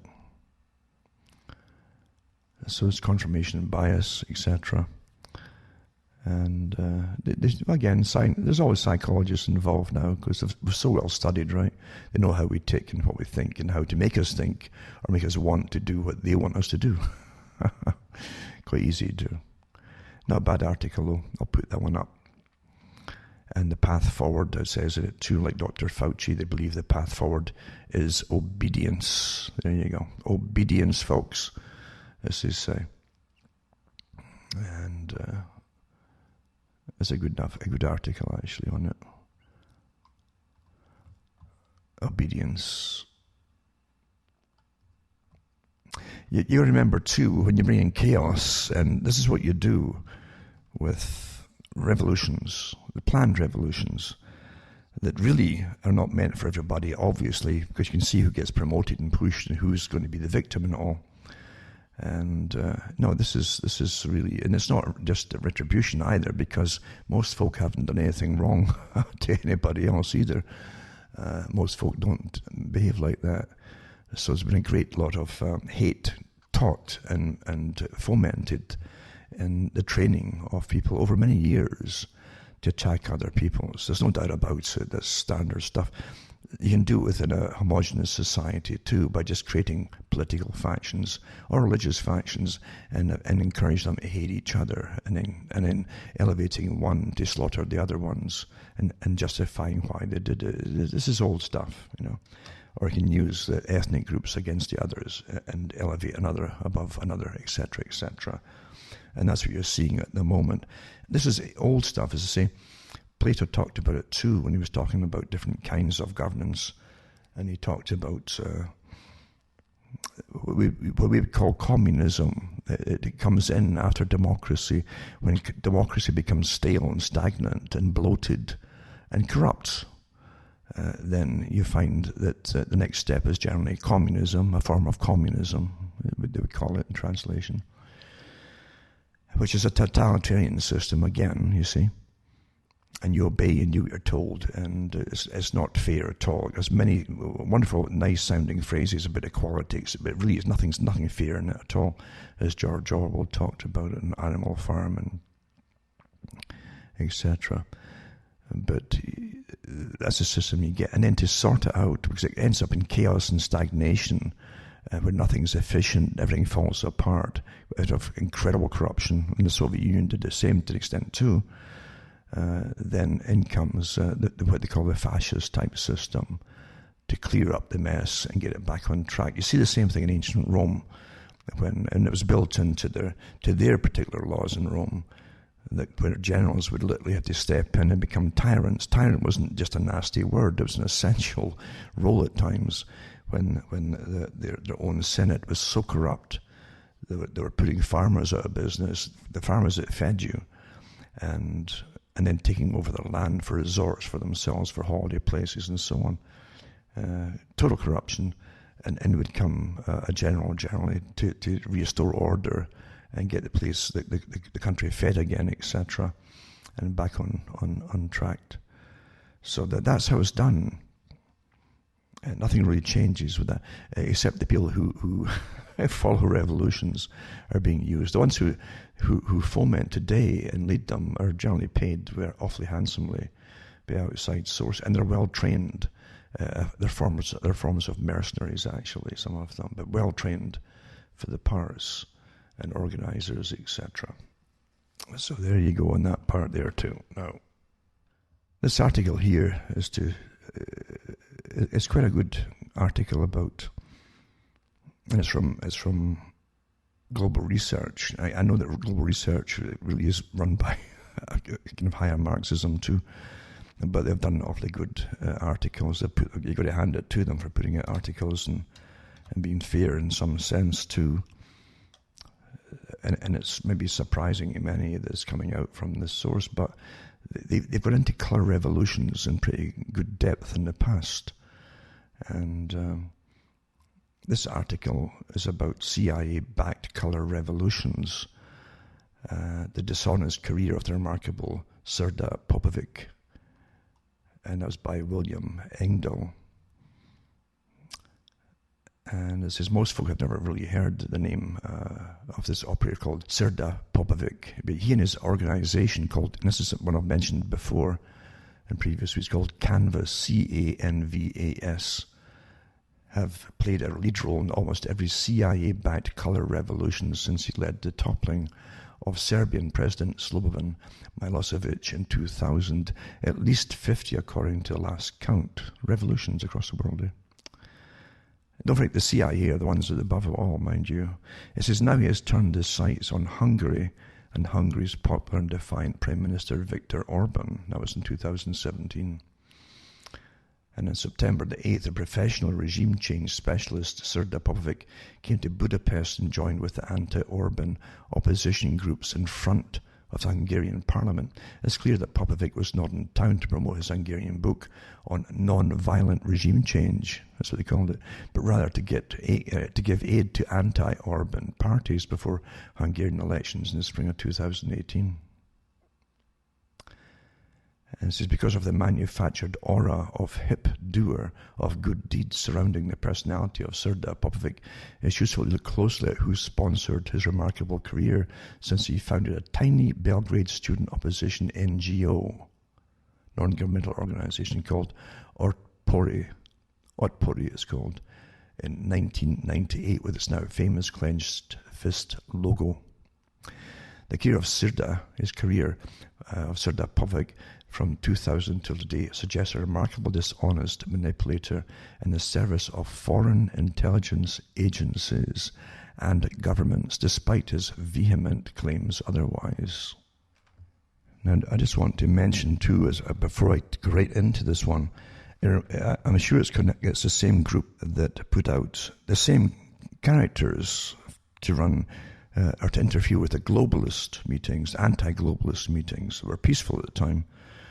And as in a newspaper different newspapers at the time of it happening, in the late 90s and early 2000 onwards. The globalist meetings took part in North America, some of them anyway, and they had massive opposition to them because it was really to do with free trade. The guise of free trade was for us, our countries, to sponsor big corporations to move to China and the Far East for cheap labor. And through these agreements we'd lose less national sovereignty, and our standard of living would go down. We all knew that at the time. It was well discussed and well promulgated amongst academics at the time, those involved in globalism and what it was all about. But we remember too that they start to get these guys dressed in black, you see, with a mask on too, who suddenly appeared and would start throwing Molotov cocktails at police car during his peaceful demonstrations to try and get the whole thing.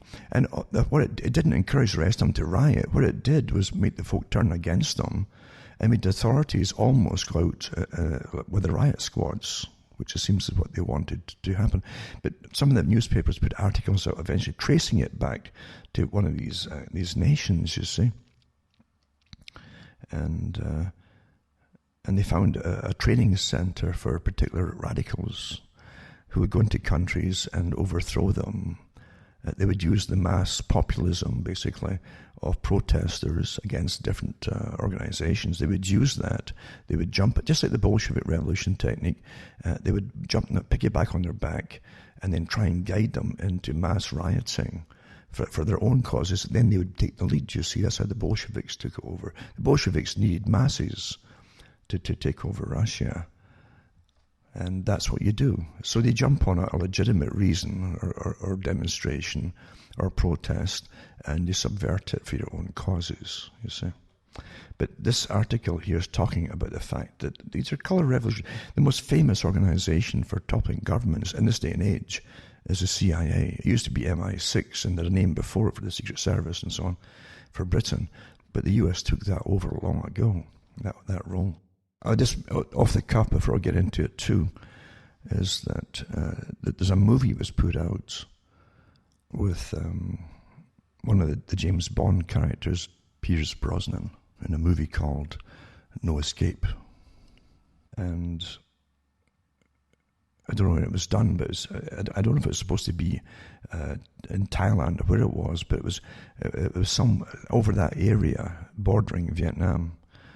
And it's about really a nation or a country or even an island where an American corporation or British corporation, American-British, had literally gone into the just like that character who talked about I was an economic hitman. It's that kind of technique, and that agents in the country that would encourage the politician and buy them off and so on. So give them little loans to get water distribution and systems set up and things like that, and energy, and knowing they couldn't repay them because it'd make sure things would happen that would detract from the payments by causing disasters or whatever it happened to be.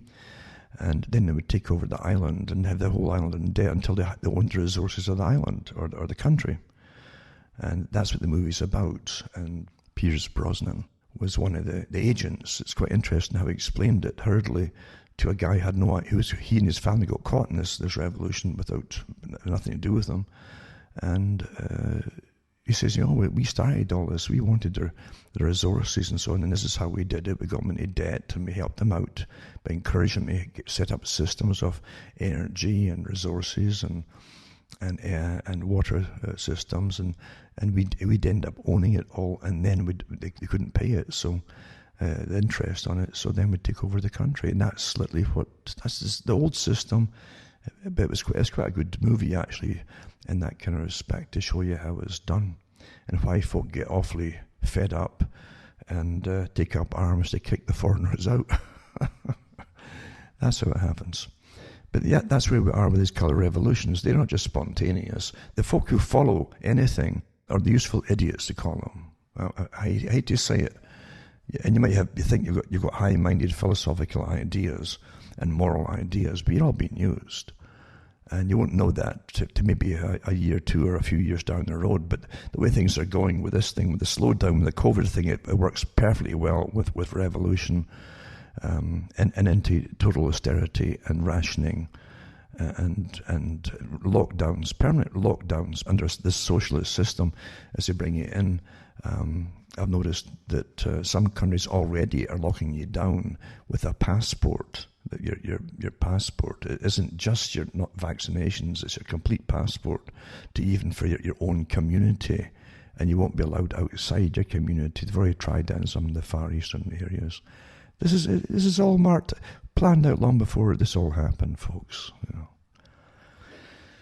So this goes in again, this article, back to it, how Popovic first gave international notice as the founder of the Belgrade student political activist organization Otpor, which means resistance in Serbian. And then it says it was soon to change the student grievances. He and other Otpor founders then were trained in the methods of U.S. regime change specialist Gene Sharp, who's founder of the Albert Einstein Institute. Awfully important organization, this is. Albert Einstein Institute in Cambridge, Massachusetts, and by U.S. State Department soft coup specialists such as Belgrade Ambassador Richard Miles and other trained U.S. intelligence operatives, including election specialists and public relations image makers. You're starting to get a picture here how it works.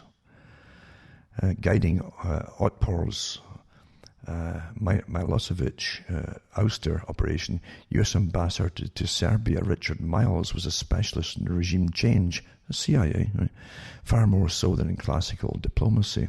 He orchestrated the CIA coup in Azerbaijan that brought Aliyev to power in 1993 before arriving in Belgrade, and after that he went on to orchestrate the CIA coup in Georgia that brought U.S. asset Michael Saakashvili to power.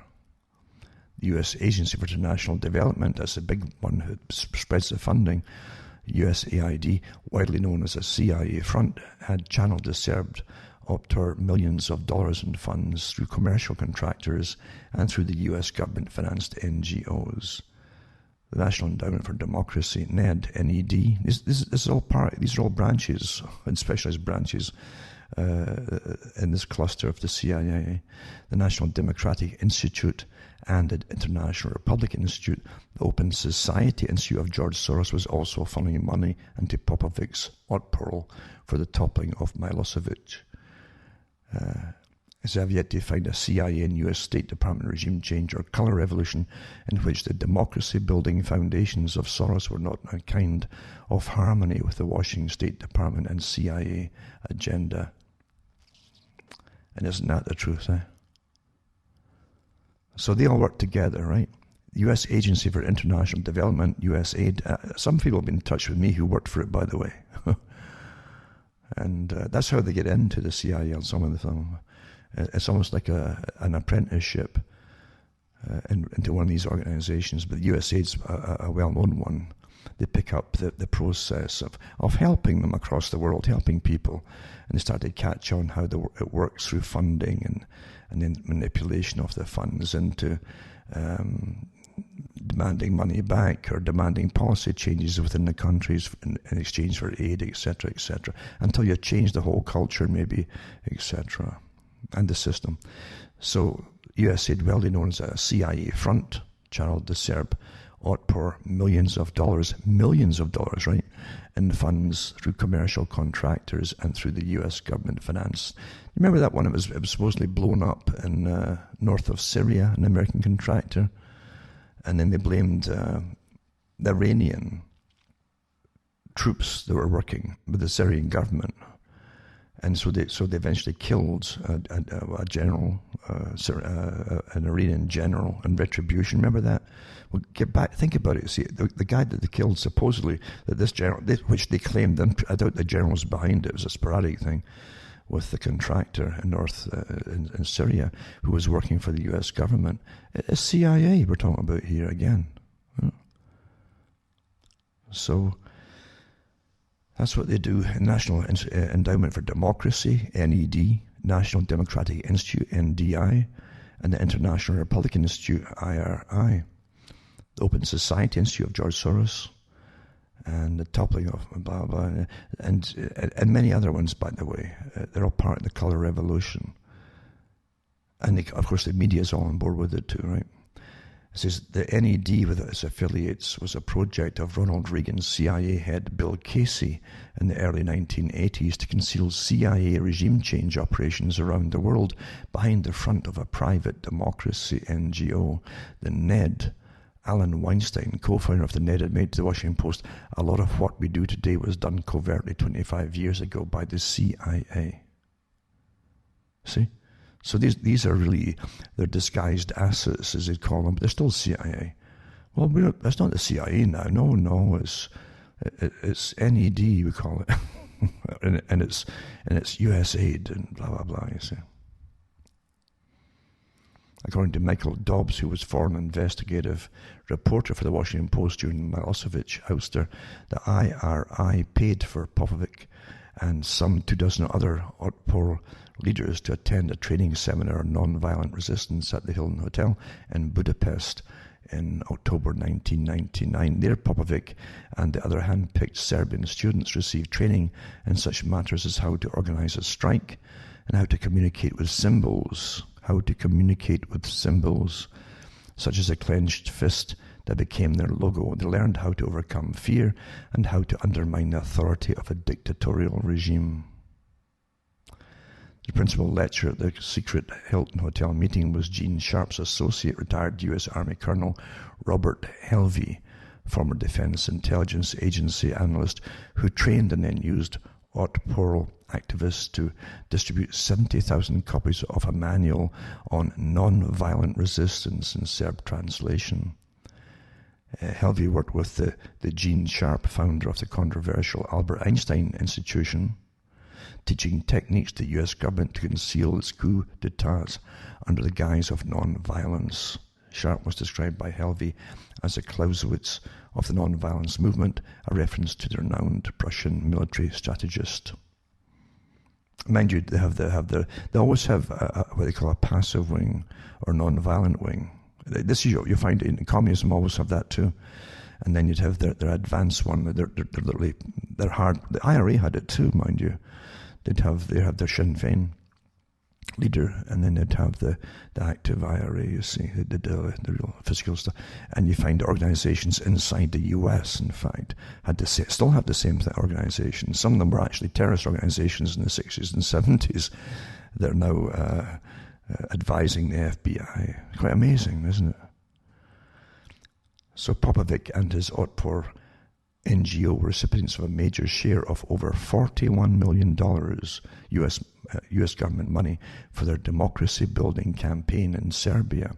Dobbs describes the US involvement, says behind the seemingly spontaneity of the street uprisings that forced Milosevic to respect the results of a hotly contested presidential election on September 24th was a carefully researched strategy to put together by Serbian democracy activists with active assistance of Western advisors and pollsters.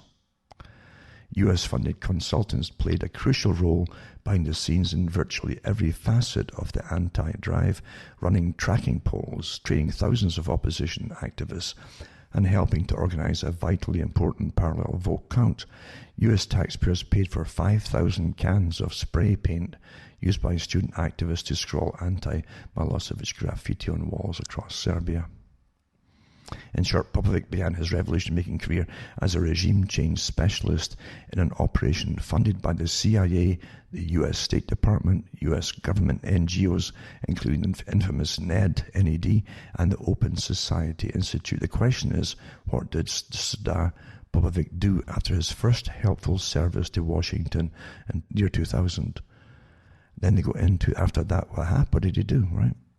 After getting rid of Milosevic for the US, Popovic created a new organization called Canvas. He decided to globalize his business model that worked so well in Belgrade in 2000 to make himself an international go-to person for making US State Department fake democracy regime change. What do you think's happening in the States right now, eh? Canvas, or Center for Applied Nonviolent Action and Strategies, calls itself a non-profit, non-governmental educational institution based on the use of non-violent conflict According to Wikipedia, Canvas seeks to re-educate pro-democracy activists around the world in what it regards as the universal principles for success in non-violent struggle. It says they claim that at least 50% of their obviously substantial funding for this philanthropic work, right, philanthropist really, comes from Popovic, or his ally called Slobodan Dinovic, co-chair of Canvas and listed as CEO of something called Orion Telecom in Belgrade. Standard & Poor's Bloomberg Business Research reveals no information about Orion Telecom, other than the fact it is wholly owned by an Amsterdam-listed holding called Greenhouse Telecommunications Holdings, BV, where the only information given is that the same Slobodan Dinovic is CEO in a holding described only as providing alternative communication services in the Balkans. And it goes on and on. It says, leaving aside unconvincing statement by Povic's Canvas that half their funds comes from Dinovic's selfless generosity from his fabulous success as telecom CEO in Serbia, that leaves the other roughly 50% of Canvas funds unaccounted for, as Popovic declines to reveal his sources beyond claiming they're all private and non-government. Of course, the Washington NGO is legally private, though its funds mainly come from the US aid. Of course, the Soros Open Society Foundations are private. Could these be some of the private patrons of his Canvas? We don't know, as he refuses to disclose any legally auditable way. And it goes on and on and on. And how they've been used, they've been used in the Ukraine, in Georgia, Zimbabwe, Burma. Actually, the legal name since independence from the British is Myanmar, but Washington insists on the colonial. Ukraine, Georgia, Eritrea, Belarus, Azerbaijan, Tunisia, Egypt, and Syria.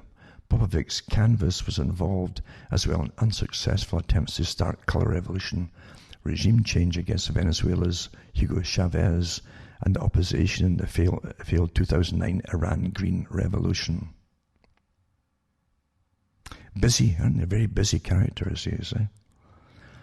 And it goes on to the Goldman Sachs and Stratfor. This is important too for folk who have heard the name Stratfor.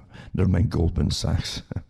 Even more interesting details recently came to light on the intimate link between the U.S. intelligence consultancy Stratfor, known as the Shadow CIA for its corporate clients, which include Lockheed Martin, Northrop Grumman, Raytheon, and U.S. government agencies, including the Department of Homeland Security and the Defense Intelligence Agency. It was revealed in a huge release of internal memos from Stratfor in 2012. Some 5 million emails provided them by the hacker community Anonymous, that Popovic, after creating Canvas, also cultivated very close relations with Stratfor. According to Stratfor International emails, Popovic worked for Stratfor to spy on opposition groups. Revealed in the same Stratfor emails by WikiLeaks was intriguing information that one of the Golden Geese funders of the mysterious Canvas was a Wall Street bank named Goldman Sachs. Sutter Munir, a Goldman Sachs partner, is cited by Stratfor's then Eurasia analyst Marco Papic.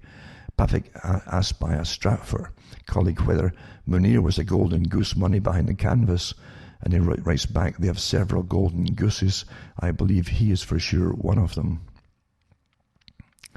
Good article though, and it goes into this in pretty good detail.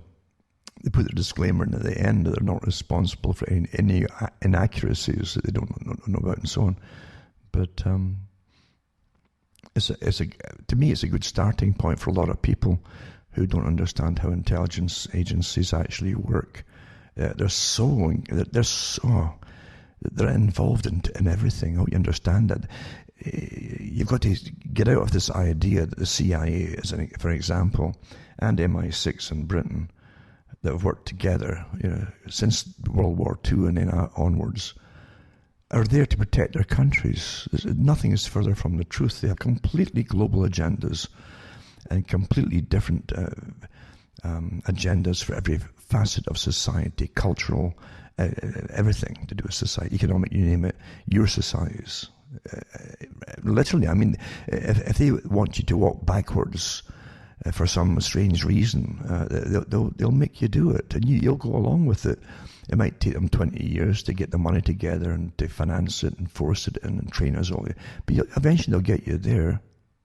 Look at all the other things you've accepted without, think about it, folks. Telling you. But it's not a bad article to give you a starter, and a lot of these things. They've been happening in your lifetimes. And folk get little bits and pieces of, and it'll ring bells with them, but they forget the main stories that happened during all of this. We've been living through overthrows our entire lives by organizations like the CIA. And the CIA is it's a global project, folks. Another article here is to do with the Federal Reserve. The latest data shows that household wealth in America dropped by $6.5 trillion from the end of 2019 to 2020. As the coronavirus pandemic started to take its toll, all of this loss came from a sharp drop in stock prices, no kidding, and happened before average Americans saw unemployment soar to levels not seen since the Great Depression. Taking other data on how average Americans have been doing since March 2020 suggests that the real pain to household wealth has only begun. And it goes on to give you more financial information and so on. But believe you me, I mean, what's coming down the pike has been managed for their complete austerity sustainability program. That's a fact, folks. They can take that to the bank, and it's planned this way. There's no doubt in my mind that the whole Fauci, CDC, WHO organization, this whole COVID thing, is really the big pusher of the whole world agenda right now, along with the supposed spontaneous, Black Lives Matter, Antifa action that's going on right now. It's all working together. It's planned before all this, and just wait for the spike to make it happen. That's how they work it. And bingo, there you go. And Cultural Revolution now, or a new Lenin statue is erected as Washington and Jefferson and more fall, it says here. So a statue of Bolshevik communist despot Vladimir Lenin has been erected in Germany as statues of the Washington, Jefferson and other historic figures are torn down in the US, the UK and wider West. Lenin, who was born of Vladimir Ulyanov, was inaugural leader of what later became the Union of Soviet Socialist Republic, or Soviet Union, after his Bolshevik faction failed to win a democratic majority and the All-Russian Constituent Assembly became out on top in the brutal civil war which they plunged the Russian Empire into in 1917. Despite posing as a champion of national and ethnic minorities and their right to self-determination in the early period of his revolution, factions which attempted to govern themselves autonomously in Ukraine were ruthlessly crushed, and he later invaded neighbouring countries such as Azerbaijan, Georgia and Poland. Nevertheless, the long-dead foreign dictator is being honoured in Germany, city of Gelsenkirchen, with a statue in a 1950s relic of the former Soviet vassal state of Czechoslovakia. Even as statues of historic Westerners are being torn down across the world amid the now global Black Lives Matter unrest. It says here too that the time for monuments to racists, anti-Semites, fascists, anti-communists and other relics of the past has clearly passed, declared Marxist-Leninist Party of Germany MLPD chairwoman Gabi Fechner in a triumphant statement. Lenin was an ahead of his time thinker of world historical importance, an early fighter for freedom and democracy, she claimed. So the new monument stands beside a large MLPD billboard, which alongside a stylized image of Lenin's face declares, "Give anti-communists no chance." I wonder who's paying her. But yeah, it's just astonishing we're living through this kind of stuff. And so I've said it before. Whatever works for the elite at the time, they'll use the system. If it's fascist, they'll be fascist. If it's Nazi, they'll use it Nazi. And if it's communist, they'll use communists and call it socialist if it sounds better, softer. But whatever is very fast to get past the agenda through, they'll use them because they're totalitarian. They don't care about democracy. It's too slow, isn't it? Having to ask folk, what do they think about this before they make laws? Come on. It's more efficient when you have a totalitarian government, eh? A new bill, can you believe it or not, aims to help Scotland to keep pace with European Union laws after Brexit, it says here. Constitution Secretary Mike Russell said in a new bill at Holyrood, it will mean that on devolved matters, Scottish law can keep in line with those in Europe when appropriate and practical to do so. So it says that the UK withdrawal from the European Union, Continuity of Scotland Bill will provide for continuity of provisions that would otherwise be lost with Brexit. And Scotland literally is a vassal now of the EU, just like Ireland is too. So they got their let's fight for our freedom to end up with a bigger vassal, get a bigger master than the one that already run you. What a joke! But what can you say? Train spotting indeed.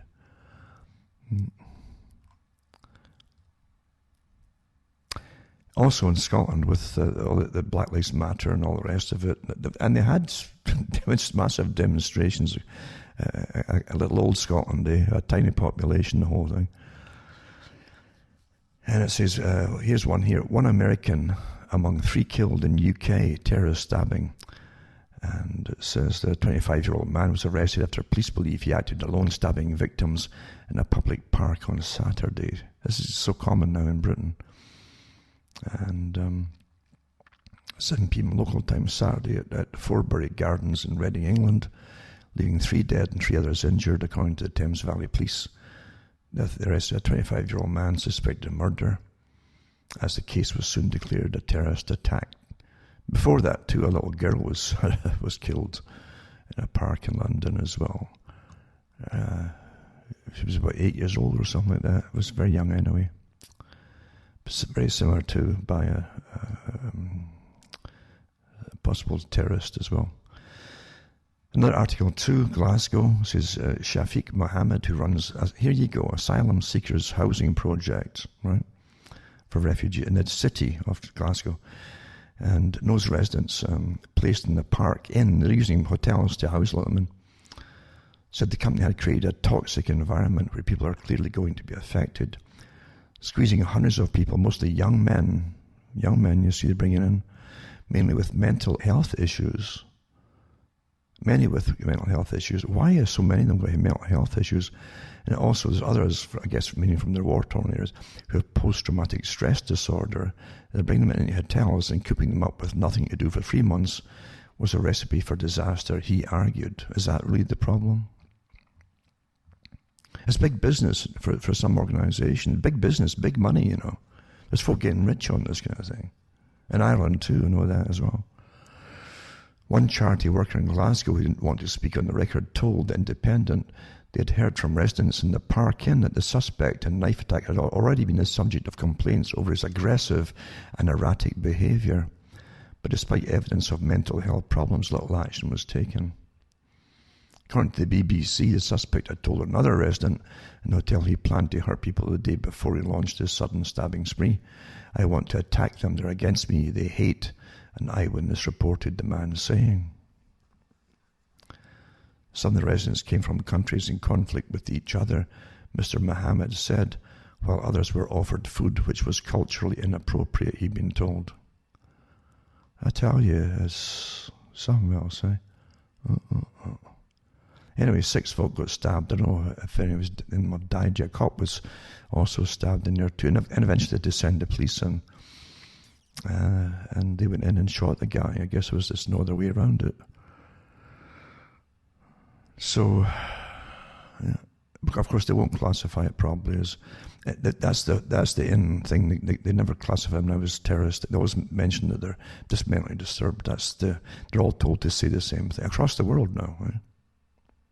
this is interesting too. It says, Mears' handling of the lockdown had earlier come under scrutiny after an asylum seeker died in a Glasgow hotel in May.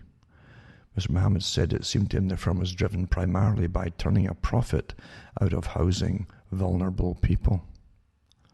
Big money though,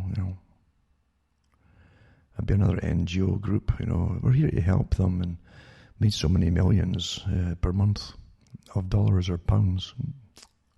Again, what you're seeing, as I've mentioned before, with Rockefeller and his ilk of the CIA and the CFR, etc., you can't make omelets without breaking eggs, and these folk who get stabbed and killed and all that are just like collateral damage. The rest of across the world, same thing. You can't make an omelette without breaking eggs. There you go. That's the eggshells. There you go. All the fallout of these constant wars across the Middle East and elsewhere, And it's the same characters that are changing the world inside your countries. You see, they give you the wars. Here's an article here. Iran, the next domino, ? Revolutions are often seen as spontaneous. It looks like people just went into the street, but it's a result of months or years of preparation. It is very boring until you reach a certain point where you can organize mass demonstrations or strikes. If it's carefully planned, by the time they start, everything is over in a matter of weeks. And that's said by Ivan Marovic, ex-instructor, Center for Applied Nonviolent Action and Strategies, Serbia. Right? That's the canvas again, same group I mentioned earlier. With the staging of a second attempt at a green revolution in Iran in the wake of the overthrow of the regimes in Tunisia and Egypt by groups primarily sponsored by the National Endowment for Democracy, International Republican Institute, Open Society Institute, Freedom House, USAID, and a myriad of their fronts, the question might arise as to whether the turmoil inflicted on Egypt and Tunisia was intended as a prelude to the major target, Iran. Iraq, Iran, and Syria were targeted years ago as priorities for regime change. Again, that was the group that was put up by the PNACs in the 1990s. This is the now well-known letter addressed to President George W. Bush by the Project for a New American Century should be recounted. PNAC outlined a plan of action that was put into effect, starting with the elimination of Saddam Hussein. Iran and Syria were next marked for elimination under the pretext of the war on terrorism. I've done all this stuff before. I don't know who wrote this one here, but... And it said that we believe the administration should demand that Iran and Syria immediately cease all military, financial, and political support for Hezbollah and its operations. Should Iran and Syria refuse to comply, the administration should consider appropriate measures of retaliation against those known state sponsors of terrorism. And it's among the numerous political and foreign policy luminaries who are signatories to the PNAC letter was Frank Gaffney, who is stated below is on the advisory board of the Foundation for Democracy in Iran.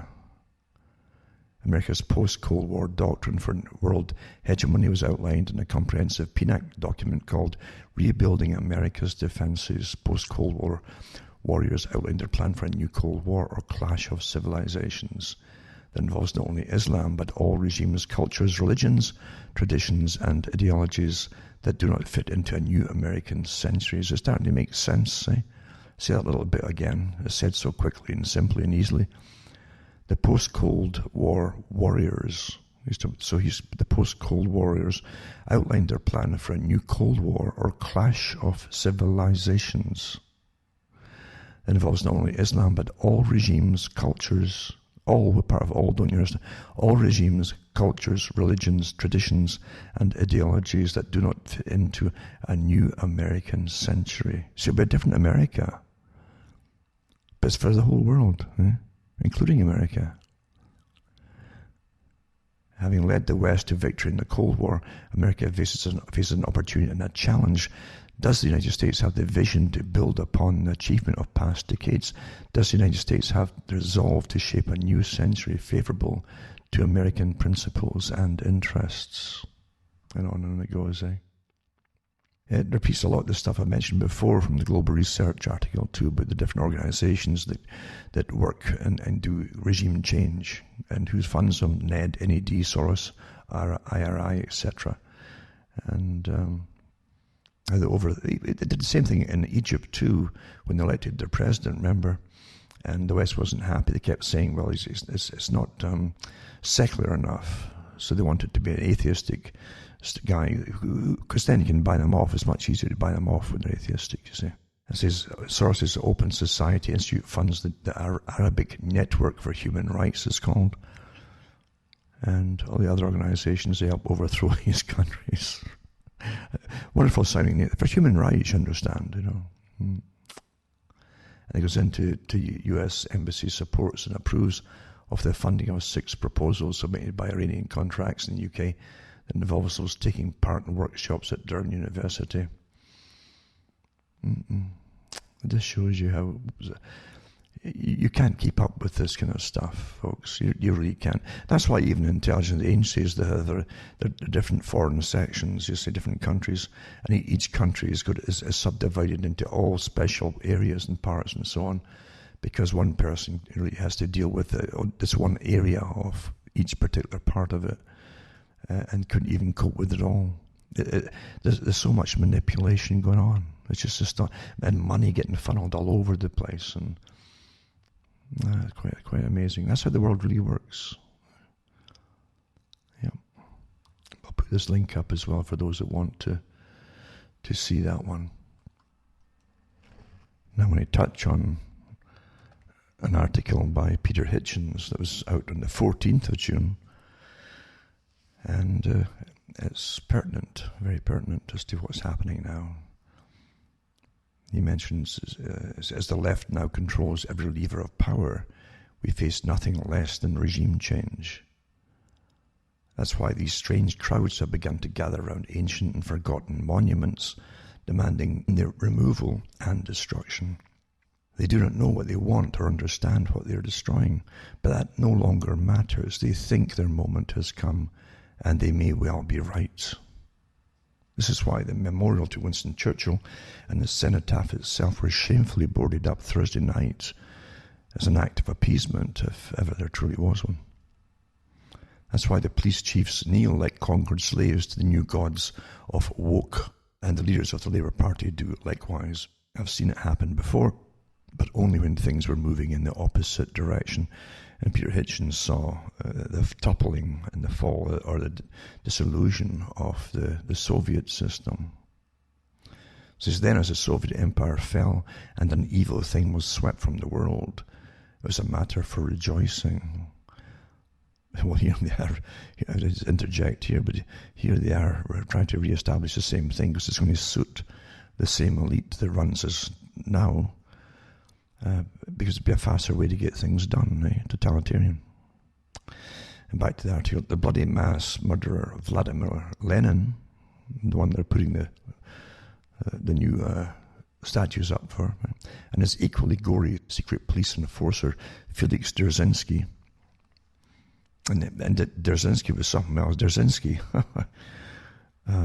he said that he gave a very... I can't go into too much depth for different reasons, but Dzerzhinsky despised the common people, absolutely hated them. These characters who ran this equal system, equality and brotherhood and all that of Sovietization, communism, hated the average people. And Dzerzhinsky, he says, people, he says, he says you can beat them, you can starve them, you can do all kinds of terrible things to them. He says, did they turn round and fight you? He says, no, they'll just turn round and eat each other, They won't fight back. He's getting the fact that they won't fight back, you see. That attitude was put into the movie called Fight Club, actually, where they show you in a kind of comic way how they'd soak passers-bys with water sprays and hoses and anything to get them riled up to try to retaliate. And most folk won't do it. They'll argue and they might shout a bit, but they don't physically back it up, you see. But Jasinski, that's what he said. He says, yeah, you can starve them to death, you can beat them, and will they fight back? No, they'll just eat their dead. These are the great leaders. Anyway, so he was a secret police enforcer, and were pulled from their pedestals by people sick of being ruled by their heirs. That's what happened before they pulled them off their statue, off their boards, off their foundations. The boarding up of Winston Churchill's statue, Parliament Square, was an act of appeasement, if ever there truly was one. And the monument to the wartime Prime Minister now stands heavily bordered to deter possible attacks of vandalism from protesters in the coming weeks. This time as ignorant armies seek the final abolition of Britain, it is very frightening. I would not like to say where it will end. I cannot claim to have known this would happen, but I will say, and this is important because I think a lot of us had this, I will say that I had an instinctive fear of very bad things to come when the country began its mad, wild shutdown in March. It all goes together. As I've learned from over many years to trust my instincts, to take that train, to make that phone call, to turn that corner. When I have heeded them, I have either benefited or been saved from bad things. When I've ignored them, I have been hurt. It may be inherited from our forebears or learned by decades of experience. It may be a mixture of the two.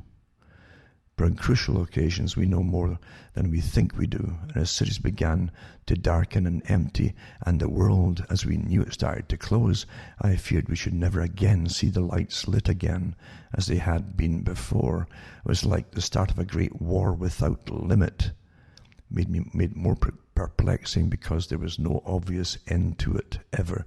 And that's what you were told. Oil was never going to go away. It's going to keep coming back. We can't go back to life as it was before. Yada, yes, Fauci, It says this was not just about a disease and a wholly overdone response to it. It was like the death of Princess Diana and the fall of the Twin Towers gathered together into a single great mass of unreason and panic.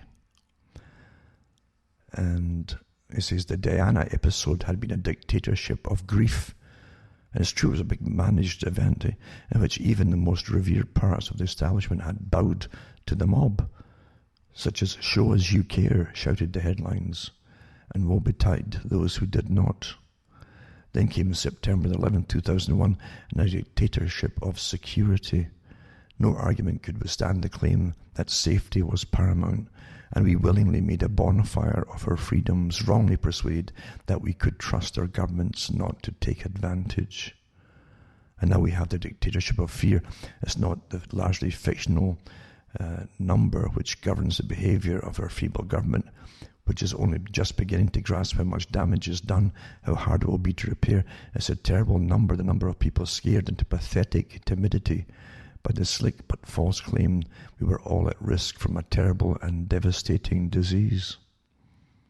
The number of the dead are grossly inflated by an incredibly lax recording system which does not distinguish between those who died of COVID-19 and those who died of other things but may have been infected by it. Many who have died of COVID-19 are almost certainly victims of the government's failure to protect those who are in fact most vulnerable, the residents of care homes. The cenotaph too was boarded, as signs now point to Britain facing mass regime change. The sad but unavoidable fact is that the disease is little danger to most young and healthy people, but especially deadly to the old and ill, and is also now beyond dispute. This is a fact. Again, facts don't matter. The initial claims of Imperial College London that 500,000 might die if a strict shutdown measures wasn't taken have been devastatingly dismantled by other experts who believe its methods and codes are, to put it mildly, hopelessly wrong. Yet Imperial Chief Spokesman Professor Neil Ferguson, caught ignoring his own advice to a girlfriend, has a double nerve to claim the rules he flouted should have been introduced even earlier. There's just psychopaths talking. By contrast, Sunetra Gupta, Professor of Theoretical Epidemiology at the University of Oxford, says that the shutdown should be lifted immediately. Thanks to the barefaced dishonesty and unlawful bias of the BBC, and also the pitifully bad coverage of several newspapers, millions are unaware the whole basis of government policy is now completely exploited by scientific experts. Getting back to that article by Bertrand, how you would be unable to do anything without the advice of an expert. Even the truth about Sweden, which did not shut down, is obscured by incessant hostile reporting. Sweden followed Britain in one thing, failing to protect the care homes, the old folks' homes, and so has had a higher death toll than it should have done.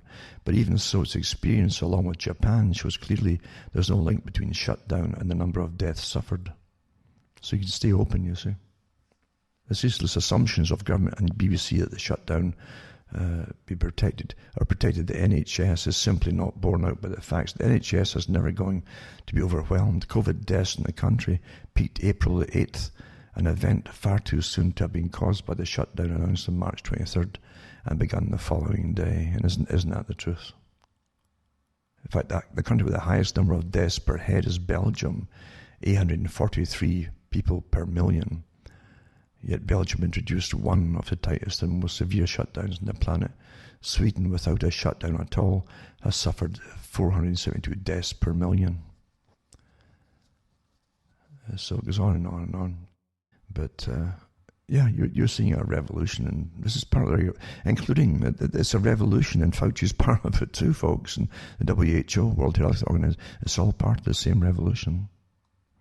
Sustainability, too many folk, blah, blah.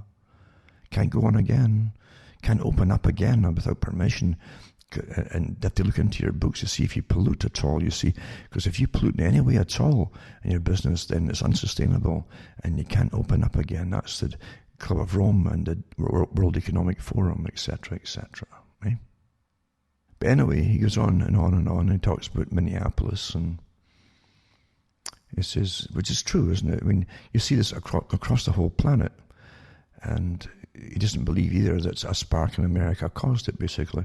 As it happens, it was the death in Minneapolis, the city most British people will never ever see, or even see, of George Floyd. Seeing the surging crowds, the rioting and the looting in the USA, the British radical left grew jealous. They imported the protest, converted it into outrage against some smouldering statues, and set the streets alight. Last week, I attended one of these demonstrations against the statue of Cecil Rhodes in Oxford. I've lived in Oxford for more than 50 years, and I went out of interest, not because I care especially about this mediocre sculpture of a questionable man. The event was utterly incoherent, moving from vague rage against the long dead roads to concerns about the oppression of West Papua New Guinea, to shouts against colonialism. As far as I know, China is the only major colonial power left. Peking is certainly raping Africa on a scale Cecil Rhodes never dreamed of. But such people can't quite bring themselves to attack that particular regime. Sometimes I think the radical left are more nostalgic for the British Empire than any retired Indian Army colonel ever was. He's making a little dig there, of course, at the fact that they never complain about Peking expanding all over the planet, China. He says, so the rioters need to hate it, the British Empire. Its utter deadness is a nuisance to them. I became briefly famous because when the crowd was invited to sit down for 8 minutes and 40 seconds with fists clenched to commemorate Mr. Floyd, I did not join in. One of the protesters accused me of refusing to take the knee. It's true I would have refused to do so if asked, but in fact, they were taking the buttock, a slightly different thing. This is the important thing about these protesters, lauded by the Labour Party and deferred to by police chiefs, as they help to strengthen the new establishment and destroy the old one. They've already helped to make it very hard for traditional, normal, Christian, conservative and patriotic opinions to be expressed at all. By using social media as a platform of discipline, they made everyone, including the left-wing multimillionaire author J.K. Rowling, fear them. Anyone, as she learned last week, can now be cancelled. This new radical chilling word for the obliteration they like to visit on their victims. You're cancelled. What does that tell you? You're cancelled, eh? It's like you're terminated. What does that mean, eh? What does that mean, eh? She's been pursued for saying the wrong thing about the transgender issue. In fact, there's no right thing. I have known for years. There is no right thing, yeah. I've known for years that it was futile to try to respond with fairness and reason to the new orthodoxy. So he said, even if he had argued back, in other words, he said, I would still be denounced for thought crime. You cannot be right, nor can you know if you're right. That's a large part of the trick. No actual debate can take place in these conditions. Where there's no debate, there's no freedom. have also pointed out for years without effect that the police were long ago infiltrated with radical left-wing thought. They're also indoctrinated through their schooling before they get to be a policeman or woman, and they're indoctrinated through their training as well into it, of course they are. So he goes on about Cressida Dick. He warned that in 2004, noticing her early experiments in negotiating with demonstrators rather than reclaiming the streets from them, and predicting that she would be the first female Metropolitan Police Commissioner, which eventually she was, pointing out that Labour's Smoothie, Mendelsohn and Blairite, and Tony Blair's Eurocommunists, and they were, by the way, Tony Blair, the guy who brought Britain into the damn wars across the Middle East too. It's always left-wing, it does it, eh? It said they were far more dangerous than Jeremy Corbyn's crude and obvious Marxism. So there you go, and he was on and on about other things. It's quite a good article, actually, and it spells it out, and it's rather sad because he doesn't see, and I agree with him, I can't see optimism in this thing at all myself, because it's so well, what you're up against is massive intelligence. I mean, some intelligence agencies have multiple thousands of employees and multiple thousands of specialists in all areas of societies. How can you combat that? And when the elite want what they want, they get what they want. They'll use any system or ism that they want that'll suit them at the time if it's more efficient at the time, then destroy it. Also an article, Black Lives Matter leader threatens to burn the country down. That was on, I think, Fox News. Someone sent me a clip of it. But I've got a transcript of it. And that's what he said. That was Newsom, I think it was. So if this country doesn't give us what we want, we will burn down the system and replace it. All right, and I could be speaking figuratively, I could be speaking literally. It's a matter of interpretation, Newsom said. We want to argue that historically violence is the way his community has been able to get results. I tell you, it's quite amazing. A lot of cops have been killed too, by the way. And that they're rapidly taken down. Little clips of it happening. There's also a guy trying to get through the crowd with his vehicle. He's a disabled vet as well in the States. And a guy who was one of these protesting or rioting, I know she was protesting or rioting, he was a white guy. As the van went past, he shot through the back window and shot the guy in the head. Yeah. It's absolutely insane. And there's a lot of rather insane folk on the fringes that are used, by the way, are the ones who go all the way with it. They really think that it's their world now, and they have no idea that after these things are over, even if those who have used them get what they want, which is a much higher authority than the ones you'll see, they then eliminate the ones who are on the fringes. They've served their purpose, because now they're dangerous if they don't get what they want, you see. They're utopia.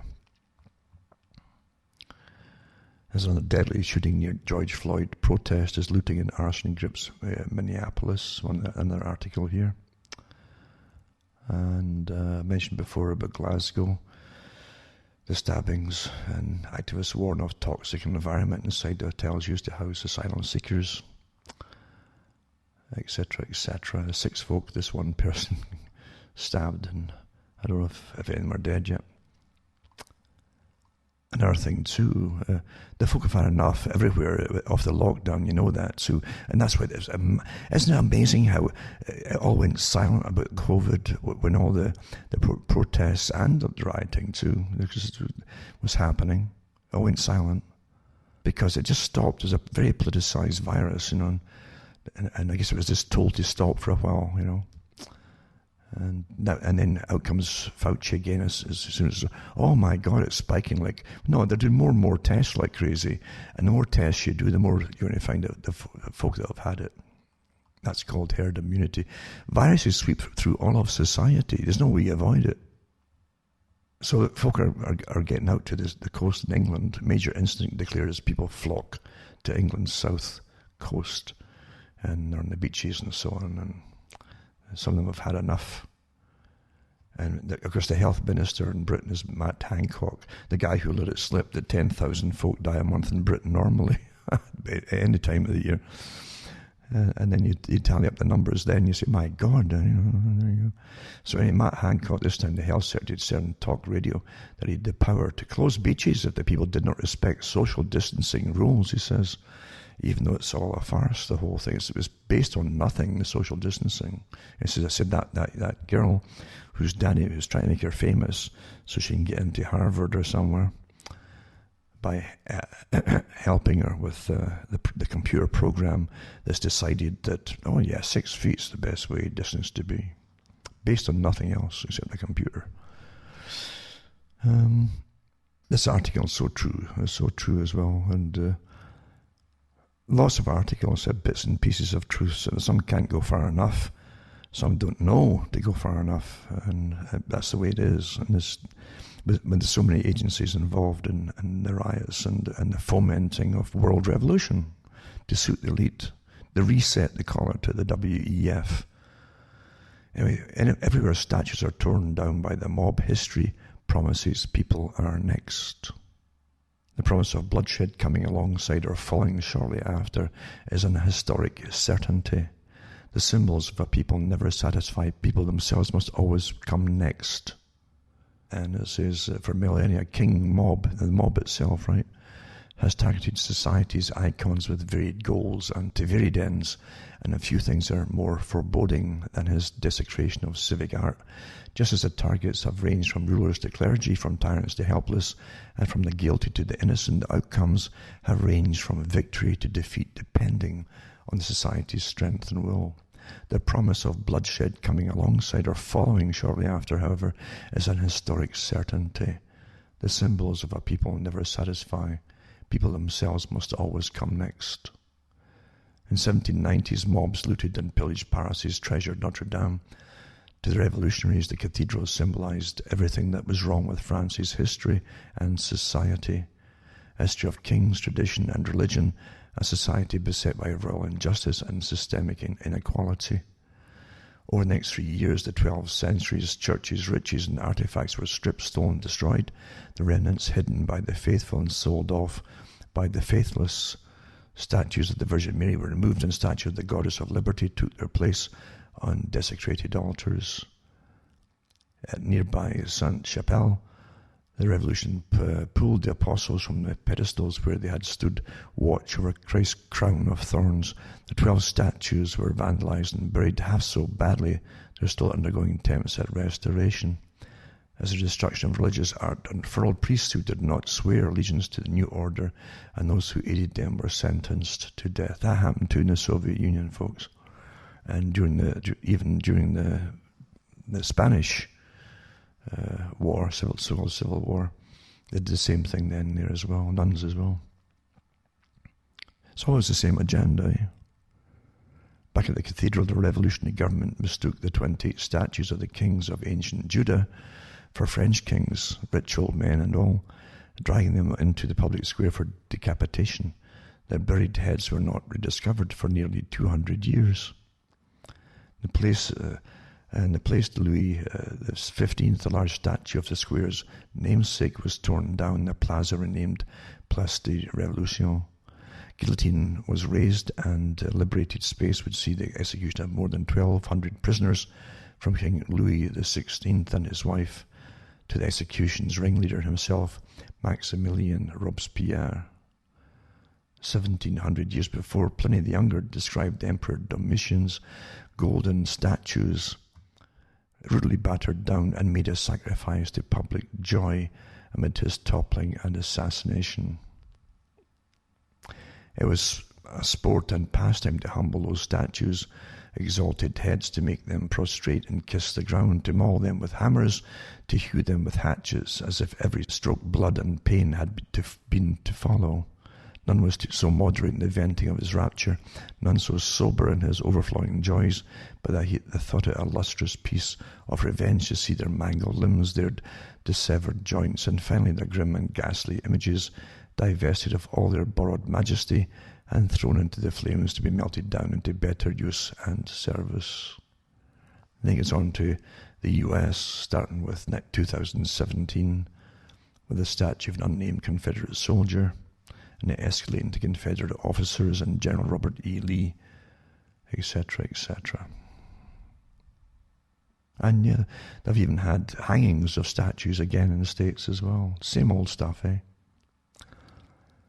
And then destroying statues depicting Christ as light-skinned, so you can't have that either, or a form of white supremacy. Tear them down, race-baiting activist Sean King wrote Monday afternoon, and it gives the link for it too. That goes on and on and on. Policemen and reporters have been attacked while mayors and journalists have defended the riots as mostly peaceful.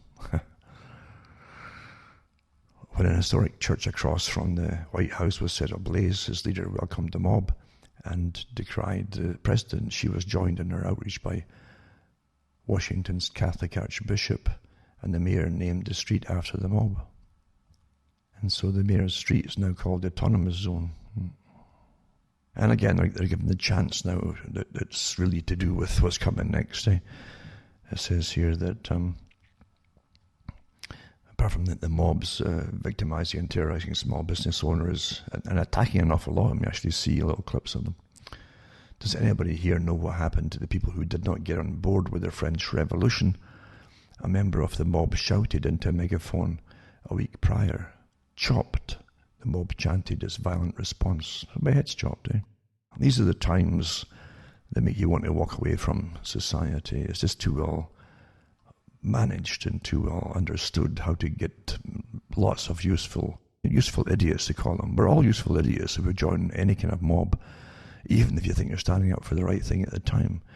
Those who have cunning at the top, the true psychopaths, they have wealth, power, and cunning. They could run rings around you for schemes that you'd never even catch on to their schemes before it's so late. It's instantaneous with them. They're born schemers. That's how they do it. Another article, 7 shot in 4 separate incidents overnight in Peoria. It just goes on and on and on. First one was a 20-year-old woman who was shot in the leg, etc. And people shooting at cars and then running off. It's just a bit of mayhem. You see more and more mayhem. A lot of shootings in New York City itself. Now the cops aren't responding to all the calls anymore because they know if they maybe do their job, and it'll maybe cause another riot. So why bother when your own government is not going to back you up? And your own officials in your states won't back you up. So no one's going to be foolish enough to risk themselves doing their job and then getting a mob coming down to lynch them. So you'll have lawlessness for a while. And it will escalate too. To show you too how literally racist everything is. Don't look for logic in anything. It's supposed to. The mob will be fed and fed and fed by their leaders as long as they're useful. But you don't even need logic in it. It's a Newsweek magazine, right? Oregon County exempts non-white people from mandatory face mask order. So is Lincoln County. So if you're not white, you don't have to wear a mask. Because wearing a mask is just to counter racial profiling, they say. So last week, health officials declared face coverings would be required in public settings where individuals may come within kind of silly 6 feet that little schoolgirl came up with in her computer, 6 feet of someone outside her household after the county saw a spike in coronavirus cases. On Tuesday, the county said people of colour who have heightened concerns about racial profiling and harassment due to wearing face coverings in public will be exempt from the order. I think the only other exemption was children under 12 years of age or those with medical conditions. Everything's politicized. Even the virus itself is politicized, eh? Quite amazing, isn't it? And also, 2 dead, 12 injured in shooting at North Carolina block party. I don't know if any cops even turned up. I don't know. isn't safe to turn up to do your job. It depends who's doing the shooting. If you do injure someone who's elevated at the moment, well, it's liable you'll be crucified yourself by your own government, eh? So why would you risk it? Now, as all this is going on, and I've always mentioned this before in the past, when major things were happening, like 9/11 and various other things that would happen, even the big flooding that went on in New Orleans some years back too. Yeah, I always say, when you see the agendas of the elite, the published agendas, like their 2030 program and so on, and that wasn't on the go just as far as it was actually on the go, but under just the Agenda 21, but the different parts of the future all planned out, staked out. When the governments themselves were making new plans, way beyond the catastrophes or financial meltdowns, it tells you that nothing stops the plans, nothing stops the planning or the plans, regardless of what you think. Your world might be in upheaval if you lost all your money during the last bank, I hate to call it crash because it was a planned thing in the first place. But for those at the top, nothing stopped. There was no halt. There was no slowdown in the churning out of the agendas for the future. And that's what we've got today as well, isn't it? You've got the appearance on TV, I guess. I get little clips sent to me because I don't watch TV. And I can't watch many of the clips because my speed is so... I get really punished for what I do. My speed goes way down. And the thing is, you're living through something where you would think that they'd put certain things on hold. There was a slowdown here and a slowdown. As the impression of cities burning, that's what they put out there. Is on television, I suppose, and on the news all the time. And again, the financial chaos and trillions been dished out, supposedly borrowed money, but it's borrowed from nothing. But you have to pay it back with real goods and real physical, tangible somethings. That's how this corrupt system works. But nothing slows down, eh? Non-traveler digital identity, advancing secure and seamless travel. I mentioned this last week.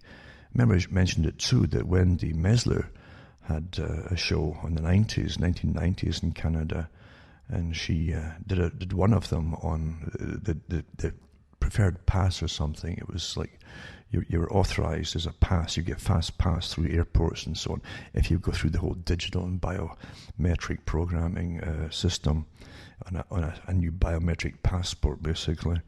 And you'd be a preferred type customer, you see. You always get that little snob appeal if you're goody-goody to get folk into it. And she went through the techniques. They used iris scans, thumbprints, all the rest of the stuff. But here you are, and it's the same thing. A known traveller, it shows you how far ahead they planned things, right? From the 90s, here's 20-odd years later. Known traveller digital identity, advancing secure and seamless travel. And it's from the World Economic Forum, naturally, right? This other unelected massive monstrosity. And it says, shaping the future of mobility platform.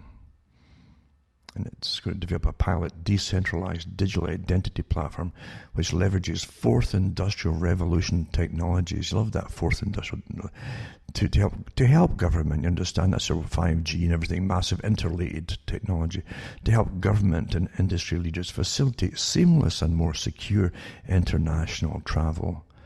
It's going to be not just international, folks. Together with a community of travel security experts, all of that word experts, the new priests say, and white coats and so on, policymakers, businesses and international organizations. The project will achieve this by piloting the KTDI concept in a cross-border context. In collaboration with a consortium comprised of the Government of Canada and the Kingdom of the Netherlands, Accenture, airlines, airports and technology providers, the former is currently piloting components of the KTDI concept in a real-life cross-border context. So It'll advance safer travel in the face of COVID-19 impacts. Hey, there you go. Look to the computer and technology for all electors, for anything to do with diseases now. You know, they'll tell you how many is going to die. Millions, says Ferguson. And things, and again, how far apart to be from someone, which is 6 feet, according to the computer that girl used, their daddy from the military-industrial complex helped her with. Your God predicts that the computer. It's so scientific, you don't even try to understand it, you lowly little human, you see. So advancing safer travel in the face of COVID-19. There you go. So it's got biometrics again, blockchain and digital identity. It's now more crucial than ever. The forum will facilitate multi-stakeholder dialogue to gather insights and develop actionable strategies to promote more secure travel through improved border and health screening, touchless passenger processes, and more effective use of data. Everyone's data, eh? But yeah, you have a passport, all right, for even to go outside your own community for any length of time.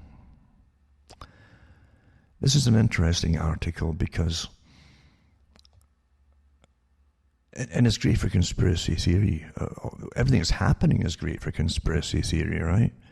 In the middle of supposedly a massive killer pandemic, you get the same people in charge of some of the US states suddenly stopping the COVID thing, joining protesters in the streets, shoulder to shoulder, and then going back to trying to lock you down again. It's astonishing, really.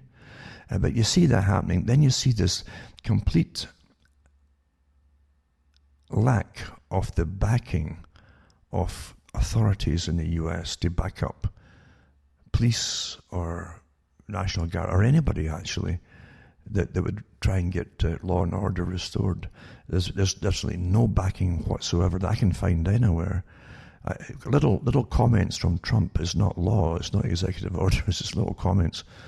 And what you get too is some of the generals, I mentioned it last week's talk, some of the generals are definitely on the payrolls of big corporations from the military-industrial boys. They're really lobbyists for them. So I'm not surprised with some of them saying they wouldn't back Trump basically with his policies on how to deal with this chaos, isn't it? But and folk in the States are left to try and defend themselves. That's what it comes down to. Don't look to government to help you when government backs off of its responsibilities or of its oaths of office. That's what happens. But in Canada, apparently, that a lot of Canadians have been disarmed, at least by, I don't know if it's all firearms or what it is actually, but it's to do with that shooting I mentioned before, just briefly, in Nova Scotia, of a man who, I think they said he was a dental hygienist, the guys who make the dentures, I suppose. But he had 2 police cars, or they'd bought an auction, used police cars, and he was dressed like one when he went out on a shooting spree. It made no sense to anybody how it was put across, but that the government jumped on it right away and tried to, and pushed forward laws to just ban the stacks of firearms across Canada. At this time with COVID and riots and folk threatening certain other members of society at the moment, they're disarming people. So think about that. I mean, is this all coincidence? Is it at the same time as this happening? But here's it was interesting, it struck me out at the time, with the guy with the ex-police cars. Families of 22 victims killed in Nova Scotia shooting demand swift federal inquiry amid speculation that gunman was an undercover agent for the RCMP or had ties to organised crime. Well, often you'll have both, folks. It could be CSIS as well. It could even be CIA, because we have CIA members operating inside Canada as well. So Gabriel Wortman is a man apparently murdered 22 people during a rampage in Nova Scotia in April. More than 2 months later, the victim's family is still seeking answers to why he carried out the attack and why it took so long for the RCMP to stop him. The Nova Scotia Attorney General Mark Furey repeatedly promised that a federal and provincial inquiry will be announced soon. A potential break in the case came last week when, this is important here, when video allegedly showed Wortman, this is the guy who did the shootings, withdrawing, listen, you have to listen very carefully, $475,000 from a Brinks office days before the shooting. The Brinks, as far as I know, they don't have banks. They have security and safety things for big, wealthy organizations or corporations and so on, right? So he withdrew $475,000 from a Brinks office days before the shooting. Then they have video of him in there where they have the boxes, they have the boxes and the money in it and so on. And as his police sources say, the withdrawal matched the method that the Royal Canadian Mounted Police use to send money to confidential informants and agents. The RCMP has repeatedly insisted it has no special relationship with Wortman, who was killed by police following the attack. Others speculated that the money could have come from Wortman's alleged ties to organised crime. Authorities are said to be investigating his relationship with people linked to a Mexican cartel called La Familia and to the Hells Angels motorcycle gang. And this is from the Daily Mail, by the way, and it said here that he launched a deadly rampage across several small towns in Nova Scotia on the night of April 18th, lighting fires and shooting people at whim with 4 unlicensed semi-automatic weapons as he drove around in a replica police cruiser. I think he bought them at auction. I think I'd read that somewhere else, maybe true or not, but ever it'll be, you must have painted them up or something, or else they were already painted if he'd bought them used. For 13 hours he evaded capture of the RCMP before he was shot dead in a confrontation with Mounties at a gas station in Enfield, 60 miles from where the rampage began in his hometown of Portapique. By the end of the spree, Wortman had claimed lives of 22 people, 13 who died from bullets and 9 who died in the fires. More than 2 months later, the victims' families still seek answers as to why he carried out the attack, why it took so long for the RCMP to stop him.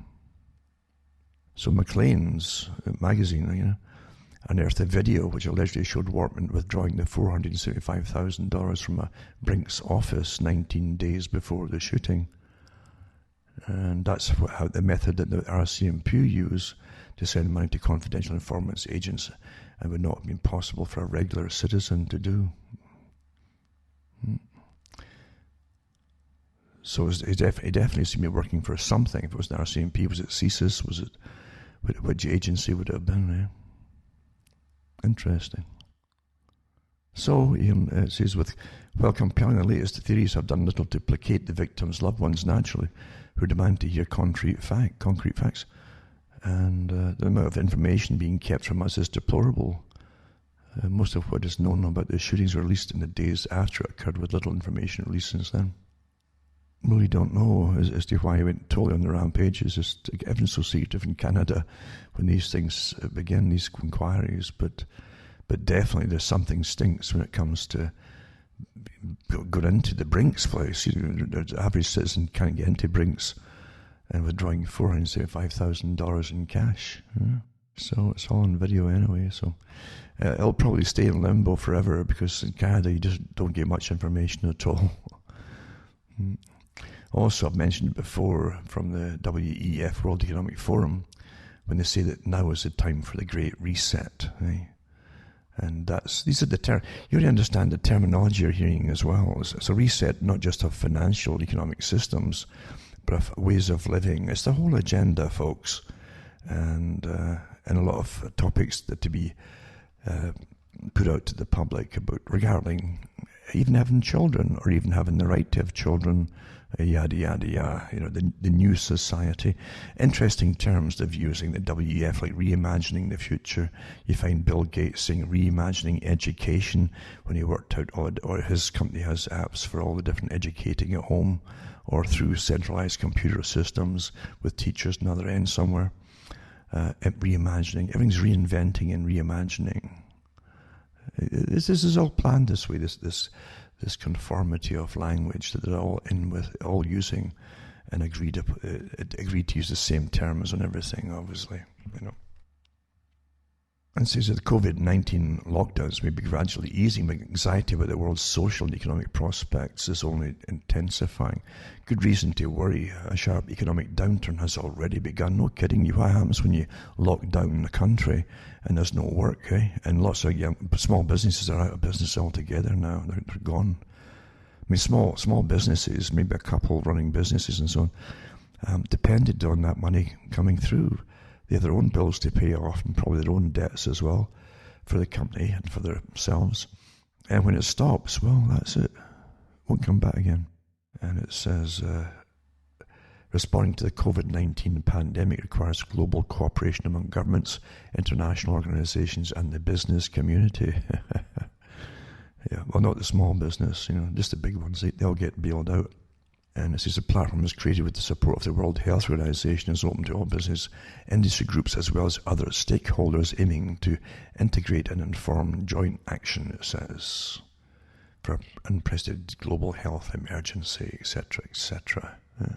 Well, none of us asked for the WEF to do it all, and we don't vote for them anyway, but they seem to run our lives because those who run it all at the very top of the WEF are the world's ultra-wealthy elite.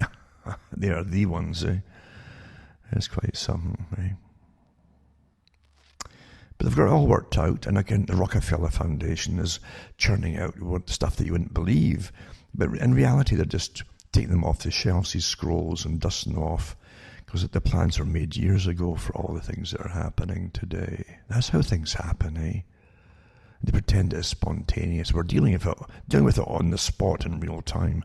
Sure they are, yeah. Tell you. Quite some, isn't it? But I'll put these articles up for those who want to. And the great mobility again, the program and coalition is awfully important. How they're going to have the Global New Mobility Coalition, GNMC, by the WEF. Active, diverse community, over 150 globally renowned experts. All these experts. Where is this big place where they churn out these experts, these high priests that rule our lives now? If it rains, it could be raining today, you should all go outside with umbrellas. No kidding, eh? Or they have oilskins on the TV. They used to have oilskins on. Dumb things like that to tell you that you can't think for yourself, eh? Okay. Or it's going to be warm the day. Don't overdress because you might overheat and have sunstroke. Okay. And if you do feel yourself getting too hot, take something off. That's why you need these experts. That's why they get paid such big money. And some folk are going to say to me, Alan, some folk need them. I don't know. And it's true. I can remember many years ago when I used to watch TV, they had a program just on safety, and they interviewed different people who manufactured things like step ladders, and they had to cover them with different warnings about don't stand on this edge of it just by itself. Don't stand on 1 foot if you've gone above the top rung and you're trying to paint a ceiling or something. Don't do this, don't do that. Because there's so many idiots that will do it. You see? And you expect that. You will always get the folk that will do it. But they'll sue, you see. Here's the thing, too. Oh, someone's lawyer will get hold of it. Well, we can sue them, They didn't have enough stickers to warn you. And that happens. But, so yeah, I guess some folk need the experts to tell them what to do and what not to. But that's not everybody, let's be honest. That's just stuff, that's the minority who really can't think for themselves. Or they truly believe that they should always get an expert to tell them everything you do. Everything. Yeah. But anyway, that's the New Mobility Coalition. I'll put that up for those who want to live in healthier cities, you see. Again, this is to do with accelerating the shift to shared electric and autonomous mobility. I mentioned it before. So you're going to share cars. You're not going to have so much cars running around. They want to get rid of the gasoline engine, as you know. That's again Agenda 21 anyway. And we're on our way. We're on our way with all this stuff. Another one too, again, there's no scientific evidence to support the disastrous 2-meter rule. I've been through this before, and here's another one saying the same thing. Queuing outside shops, dodging each other ones inside, and not getting too close to other people anywhere. Social distancing has become the norm. Isn't that astonishing? Something that was a complete made-up thing with a girl and her dad in the computer. The 2-meter rule, however, is also seriously impacting schools, pubs, restaurants, and our ability to go about our daily lives. The government is reviewing the policy, but what evidence is there that keeping their distance makes any difference to catching COVID? Even the Lancet said it. Now, it's in here too. The review provided evidence from 160 studies in support of physical distancing of 1 meter or more. This might sound impressive, but all the studies were retrospective and suffer from biases that undermine reliability of their findings. But I know that some of the top, virologists have come out and said that, half that would be fine. Half the 6 feet would be fine, so you're down to 1 meter and even less. It's just completely bogus, folks. And hey, that would be a miracle indeed if a virus goes as a straight line out your mouth, poof, and stops at 6 feet. Where did this bogus voodoo come from? Not in nature, believe you me. It doesn't exist in nature. Yeah, that's quite. It really is something, isn't it? But facts don't matter. Facts don't matter. I've got to keep reminding myself about that too. Emergency room visits for heart attack, stroke, and high blood sugar levels fall by nearly 20%. Doesn't mean that folk will read that and so I think, oh, well, it's good. It's fallen. There's not so many visits. I guess it's better. As Americans are scared of catching COVID, that's a reason. It's not because they're not having heart attacks and strokes and stuff. They're scared to go to the hospitals, you see. And that's from the CDC, which they knew too, since they couldn't get in anyway. They closed most of these things down. And folk were dying, and even ambulance drivers weren't even taking them to hospital at times, so that's been in the papers as well. So many folk have been really killed by the fact they can't get treatment for things which they could have been treated for.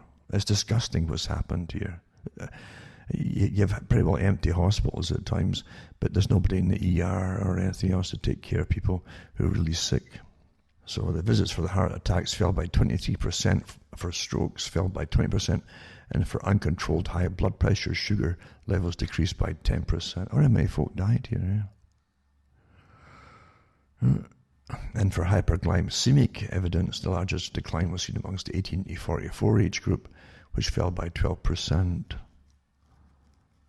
And so these are life-threatening conditions that they declined because the folk couldn't get in the hospital. Never mind all the other elective surgeries and cancer treatments. If you had a tumour and they spotted it in its early phases, and it was like a singular tumour, and those things, once they start spreading, those things spread by the hour.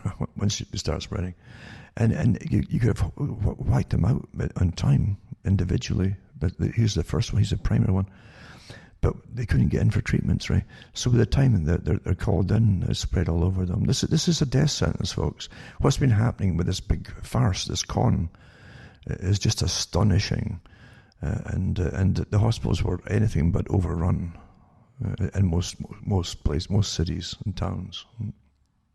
Terrible, absolutely terrible. Absolutely terrible. And it doesn't give you a follow-up on how many of the poor folk died with this, because they couldn't get treatment.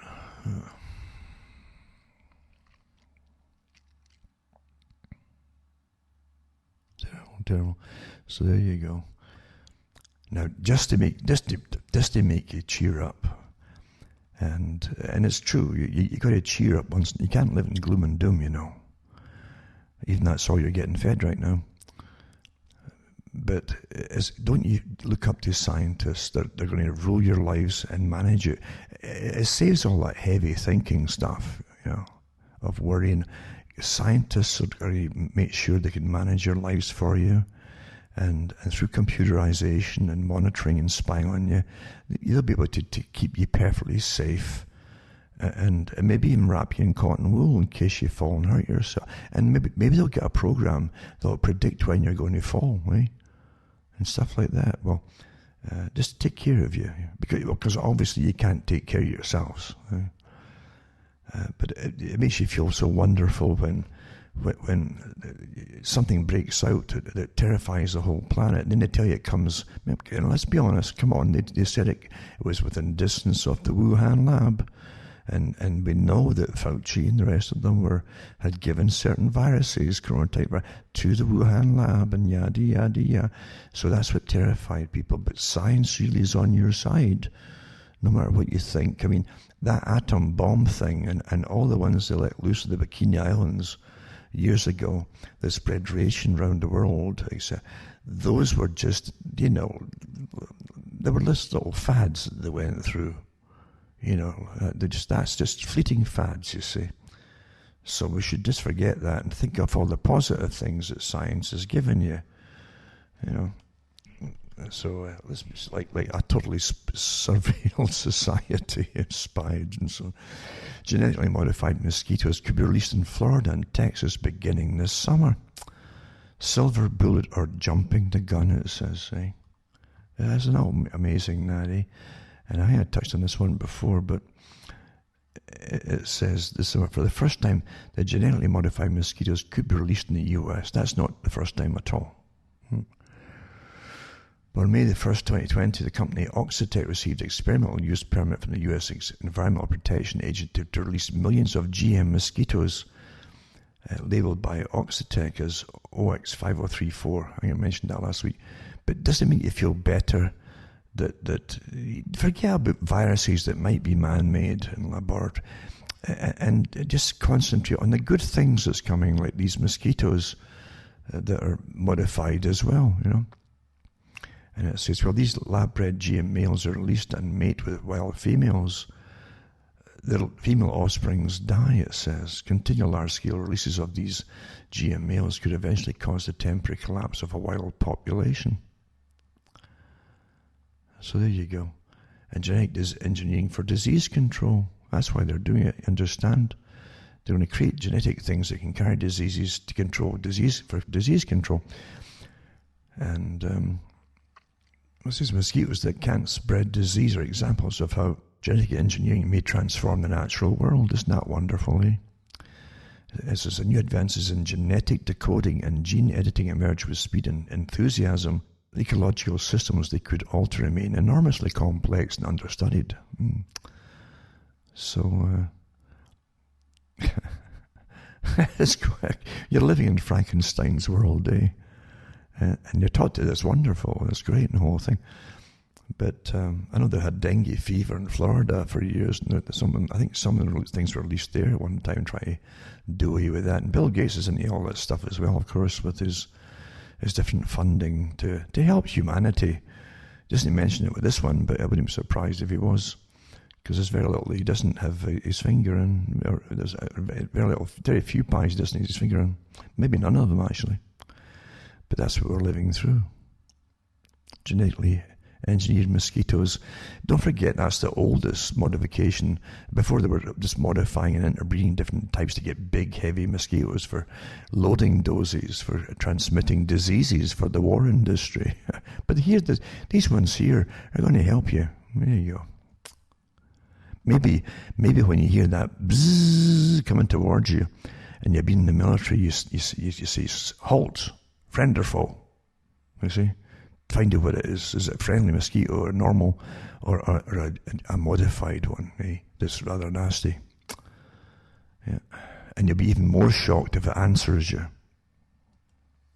So I mentioned that one last week anyway, and you can go into it. It's longer than I read here, because it goes into the side effects and maybe problems to do with genetic engineering and the fact that folk might have bad reactions when they get stung and bitten by these mosquitoes, because you can get prophylactic shock because of it's a different type of mosquito, you see. Just little things like that, for the greater good. There's always got to be sacrifices for the greater good. Government wants to ban the cast choir from singing, right? When musicals return to the West End in London, says Lord Lloyd Webber, because of fears that it spreads coronavirus. I guess they can mime, eh? I guess just do what they used to do with the groups in Britain on Top of the Pops. They could get on there and just mime quite safely, because they're not forcing their breath all over the place, you see. The composer reveals he has talks with the Culture Secretary Oliver Dowden. And so Webber says he's unimpressed with the current government advice. Theatres have been closed since the coronavirus lockdown began in March. And amazing how you go into a supermarket, but you can't go into a theatre. Eh? But I guess a special virus, though. It's a 6 feet thing as well, It's just... So Lloyd Webber revealed his plans to test hygiene technologies needed to bring back this... What do you mean hygiene technologies? To be showcased in the first week of... Maybe they could attach certain things like ultraviolet to the mouths of the singers, so that when they sung out and the breath came out and all that, it would sterilise any viruses in the molecules of water vapour, from the breath.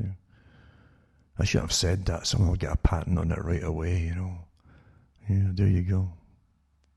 Even though I think they had something similar to that in the original Star Trek series. I think it was the one too, where that woman, she was a princess, and it was being transported for a marriage. She was not willing either to go for the marriage. They would cement the friendship of two planets that were always at war with each other. That's what it was. And some of them, you'll see them with this little thing around their necks. They were kind of blue faces they had, and two not pointed ears, like they almost had like almost like two proboscis on top of their heads as well as ears, but they were blue faces, and they had this little thing around their neck that gave up a vapour in front of their mouths and noses. Maybe they could come out with something like that, eh? And you could sing cats and you could hear it gurgling at certain points, gurgle, gurgle, this water vapour stuff. Just a thought, So anyway, he revealed he was not impressed with some of the safety provisions, blah, blah, blah. And the government has advised the theatres to ban singing when the musicals return. It says, one of the things that's brilliant for musicals, he says, which is that you're not allowed to sing. He was referring to singing on stage specifically. I guess we can sing in the bath, perhaps, eh? Experts have warned us. Well, maybe that's what they should all do, is they should all go into the cubicles in their bathrooms and just amplify it onto the stage when they're singing, and that'll be safe then, eh? Experts have warned that singing is particularly dangerous in terms of spreading the coronavirus. Experts again, eh? I wonder what kind of experts they are, these ones. These are singing experts, eh? Or maybe they're aerodynamic ones, that they can tell the patterns of the viruses. But if they're singing on stage and they're 6 feet away from the folk, what's the danger, eh? And the folk in the audience are way more than 6 feet away, for goodness sakes. Or is it all voodoo and magic anyway? Well, of course it is. And you don't need an expert to tell you that. So Lothar Wieler, the head of Germany's RK1 Diseases Institute, says the droplets can fly particularly far when singing, he says. I guess he gets paid a lot to come up with this kind of stuff, because he's an expert, you see. It says several states in Germany have banned choir singing in church services, even as shops and restaurants have opened. Speaking on BBC Radio 4's Today programme, Lord Webber, I guess he's both now, said it's already been proven that theatres can reopen safely in South Korea. Yep. That doesn't matter. Facts don't matter now. And it says, believed to be the only large-scale English language production anywhere in the world, the show's world tour has been attracting large audiences to the capital's 1,600-seat theatre. I guess is it the Phantom of the Opera, or what's he running here? Phantom of the Opera, yeah. The show is a mandatory 3-week break in April after an outbreak of COVID-19 among staff, but has since run without problem. There you go. But there you go. That's how dumb it's all getting and how silly. But it'll get a lot sillier than this. Everything's silly, isn't it? Even demonstrations across the planet. Huh? And you're thinking this all to do with one person being killed in America? Come on here, eh? And then that part dies down. Then you've got other groups wanting to riot and to go further for a communist revolution. They openly say that. I don't know. It's pretty nasty and pretty silly as we go through chaos into the mouth of madness. Eh? Or maybe even from the mouth of madness. Now I'll tell you too, I'm not finished yet, mind you. I should remind you again, before you forget, because folk will forget very quickly, to go into cuttingthroughthematrix.com website and make a list. Always do this, make a list. And save the list of all the official sites I have listed on the cuttingthroughthematrix.com website. These are my official sites. Anything happens, remember, you can always go in there and go to the com site on the Sundays and download the talk. Because there's different things that can happen occasionally and we have problems, and especially now with the COVID and everything else going on and the slowing down of internet and different things like that. So if you get problems or anything getting pulled from other outlets, you can always come back to the source, cuttingthroughthematrix.com, or one of my other sites listed on that one. Remember too, you can buy the books and discs at cuttingthroughthematrix.com, and how to do it is also on the site. And you can donate to me and help me tick along here, because believe you me, it's a lot of work to put the stuff together, and it's widely used by other folk who make their living on it.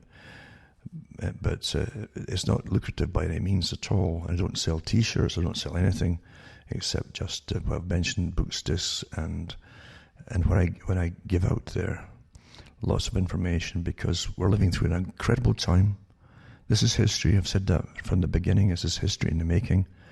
And it's the kind of thing that if you have grandchildren one day, they'll turn you and ask you what happened back in so-and-so. And what are you going to say to them? Oh, we just had a disease, and then someone got killed, and there was massive riots. And then, is that what you're going to say to them? Or are you going to have the facts there? Because you have to know that the truth all must go down through time, by a few at least. Truth, that's how it comes. That's how at the present time some of us know. Not everyone passes it on. But there's always occasionally the little groups of people down through time keep a hold of the facts and the truth, not just the official records, which are always skewed, but the things as they actually happen. As I say, it's so important too, as I said earlier, that I hear from people with their own observations on things. Is awfully important. Nobody's exempted. No one's unimportant, because you're living through it. Real history. You're experiencing the real history. And don't let it go to waste and disappear to be left with official ridiculous books. Just stick to getting your own facts across there, and send them to me if you. And lots of folk do, as I say, keep in touch with me. It's awfully important they do. And others can get in touch for the first time even and let me know how they're doing and what they're seeing across the world, because that is history. What's happening now is history. So again, donate to me, and you can see how to do it at cuttingthroughthematrix.com. It's very much appreciated and utterly necessary. This is not to buy me second cars or something, even though my old junkers are about kaput. And my house certainly does need repair, even basic repairs. But what I do is not, it's never been for the money or done something else, believe you me, and I could have quite easily. So cuttingthroughthematrix.com, and send me a few bucks. Now, this one here too, coronavirus. This is a good example of the world, really. The UK needs to borrow more than £400 billion, actually. £400 billion over 2 years. And the International Monetary Fund warns it as it abandons hope of V-shaped recovery, it says here. Well, that's the whole idea. Don't forget the Royal Institute for International Affairs, that was simply the group called the Lord Alfred Milner Group and Round Table Society that ran the British and set up the British Empire, really took it over at least and really pushed it further, became the Royal Institute for International Affairs, the private group, which also has its American branches, CFR, etc. They also set up the World Bank, the Bank for International Settlements, the International Monetary Fund, the United Nations eventually. They set up that too. Everything is anything they set up, and they run it all. It's one group of private banks, believe you me.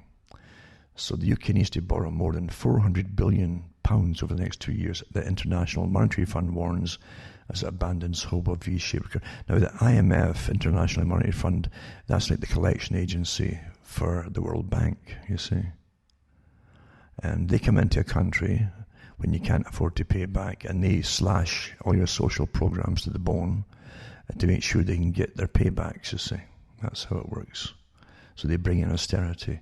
So there's Britain definitely on the road to austerity, and they're totally way over their heads in massive debt. But so is every other country because of this COVID nonsense. And this is the UK debt now larger than the size of the whole economy. This is another article here too. And its debt is now worth more than its economy after the government borrowed a record amount in May, £55.2 billion. Figure was 9 times higher than in May last year, and the highest since records began in 1993. The borrowing splurge sent total government debt surging to £1.95 trillion, exceeding the size of the economy for the first time in more than 50 years. And listen to this nonsense.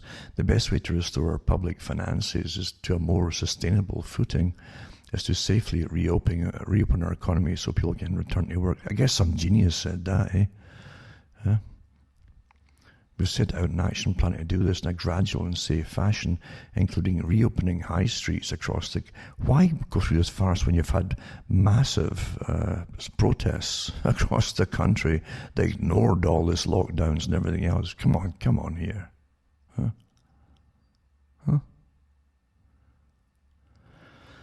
So income tax, it says income from tax, national insurance and value-added tax all dived in May amid the coronavirus lockdown as spending on support measures soared. A lot of money is going to big pockets too, mind you.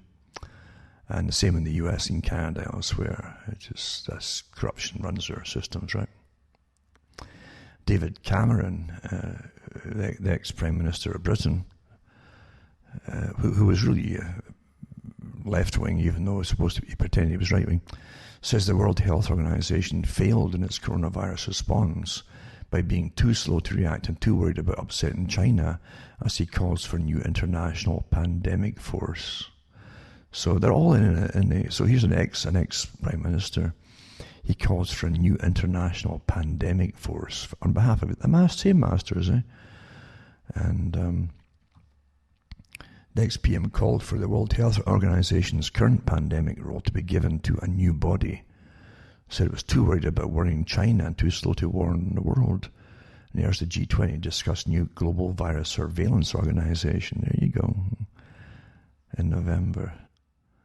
And this is the current system fails in 2 ways. The WHO relies on countries telling it about emerging viruses.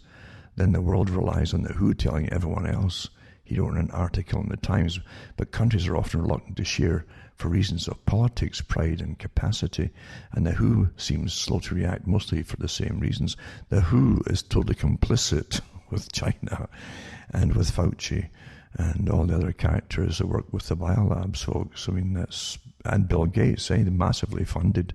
That all came out to how a good portion of his cash comes from Bill Gates. Now he owns it now. It's further left than Karl Marx was, the whole organization, the United Nations and the WHO. Here's the thing, here's something that really, really matters too, with all this tracking and tracing and signing up for this and signing up for that. And you have to get your tracking bracelets if you don't get a car. If you've not got a cell phone, you see with this right app on it, etc. Not on the list. You're not coming in. drinkers might have to register online before visiting pubs when they reopen on July the 4th, says Matt Hancock in Britain. Well, there, you might have to register, eh? So it says, it confirms that options are being considered as ways to make it safe to reopen the hospitality industry. Mr. Hancock insists that the government is on plan to get more sectors of the economy up and running by July 4. He made clear there's little chance of bars and restaurants getting back to business as usual anytime soon.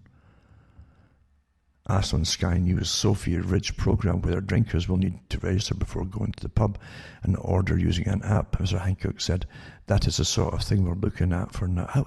They've no imagination, these guys. Oh, well, a computer and an app, it has to work, you know. What else can we do? Throw it out the window and let the folk mingle. Huh? Let them mingle. That's what they did in Sweden, I swear. And then most folk don't get sick from this, you know. They don't. They don't even know they've had it. And you've got to get herd immunity. You've got to get it. But of course, the big agenda is to make sure you get the vaccine regardless of your own immune system. You know, you can always make it better through science, he says. And even then, he says it might not last very long, even with theirs, you see. But the problem with the RNA type treatments is that it's going to change your epithelial system in your body, the lining of your heart even, and affects the testes, just like the virus itself does, apparently. And it also will change the linings, the composition to the extent of your lungs. It'll genetically modify them. Okay, So here you go. You have to register for having a drink now, Yeah, amazing. Oh, here you go too. And the step previously taken in countries such as New Zealand will allow for easier tracing of customers if someone who went to the venue is found to have been infected. They're talking about the contact tracing. But Mr. Johnson in Britain now looks certain to have the social distance as long as other protections such as face coverings are used in a crucial moment for the coronavirus battle Tuesday. So they might go down to 1 meter rule. I guess they have to tell the virus, look, now you have to self-destruct at 1 meter. The old 2 meter gone, and 6 feet when it's gone. So it's down to half that, you see. So self-destruct at 3 feet. There you go. About that, around that distance. Next phase of lockdown, loosening from July 4th, will also permit hairdressers to roll up the shutters in a boost for thousands of barbers and millions of shaggy-haired Britons in need of a trim. There you go, Downing Street insisted no final decision has yet been taken on restarting the £130 a year domestic tourism industry. Oh, God, I tell you. Why not just open it all up and call it a mass demonstration and forget all the rules and everything and let the folk make money? And see what happens then. That would be all right, wouldn't it? That would be all right. It might just work, wouldn't it? I'll also put up, once again, the link to Seattle is Dying, the documentary that came out about a year or two ago, showing you it was all happening with the incredible tent cities, drugs, everything, an economy that had completely altered and was stagnant, with a service economy from imported goods from abroad. That's across the country too, mind you, across the world that's signed on to the free trade deal. But the fallout comes across the board to people who used to have work, factory works, and so all gone with free trade, of course, planned by those who run the world system at the WEF. So I'll put that up again, that link. It's worth watching. Remember too that the Irish Sentinel's back up again. And I'll leave the link there for those who want to go in and see what the latest topics are. And you can read the articles by Hell in a Handbasket. And that's really about it for the day. I could have gone on too with more in-depth stuff. But the thing is, I understand most folk really don't want too much in-depth information on it. Some do, but at least I put the articles out there. You can look things up for yourselves and study them, because when you get a glimpse of how intense and how detailed everything that happens is, and how everything that happens is completely interconnected, whether it's demonstrations, whether it's riots at the moment, to give you that impression of the necessity for a complete change in government systems. That's what it's really meant to do. And the COVID thing, the lockdown, and coming back right after mass protests, it's okay to lock folk down again, you know, with no mentioning of the fact what happened during any kind of spread at all during protesting and stuff like that. So yeah, I could go into it in more and more depth, but most folk really don't want it. They can't really handle it too long. Some people do, but at least information is out there for those that want it. Remember, you don't depend on government to tell you what to do for yourself. You better start thinking for yourselves quickly. A lot of folk are, because we've never seen a time when governments backed off all once, uniformly, prearranged, obviously, folks, to all step back at the same time and allow this kind of thing to happen. Don't you get it? Prearranged, massive organisation again. Everybody pretty well on board with it. Just step right back and let things happen, because you're bringing in a new system, and it's not the rioters' system. They might think it is, but it's to suit those who already rule over you and have ruled over you for an awful long time. That's what it's for, and that's who it's by.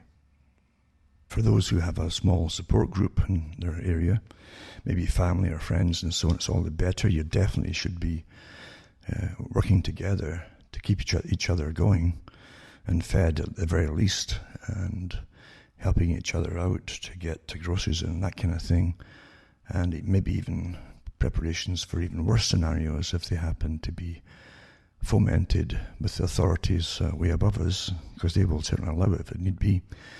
And you better start taking care of yourselves from different circumstances and figure out things to do under certain circumstances, etc.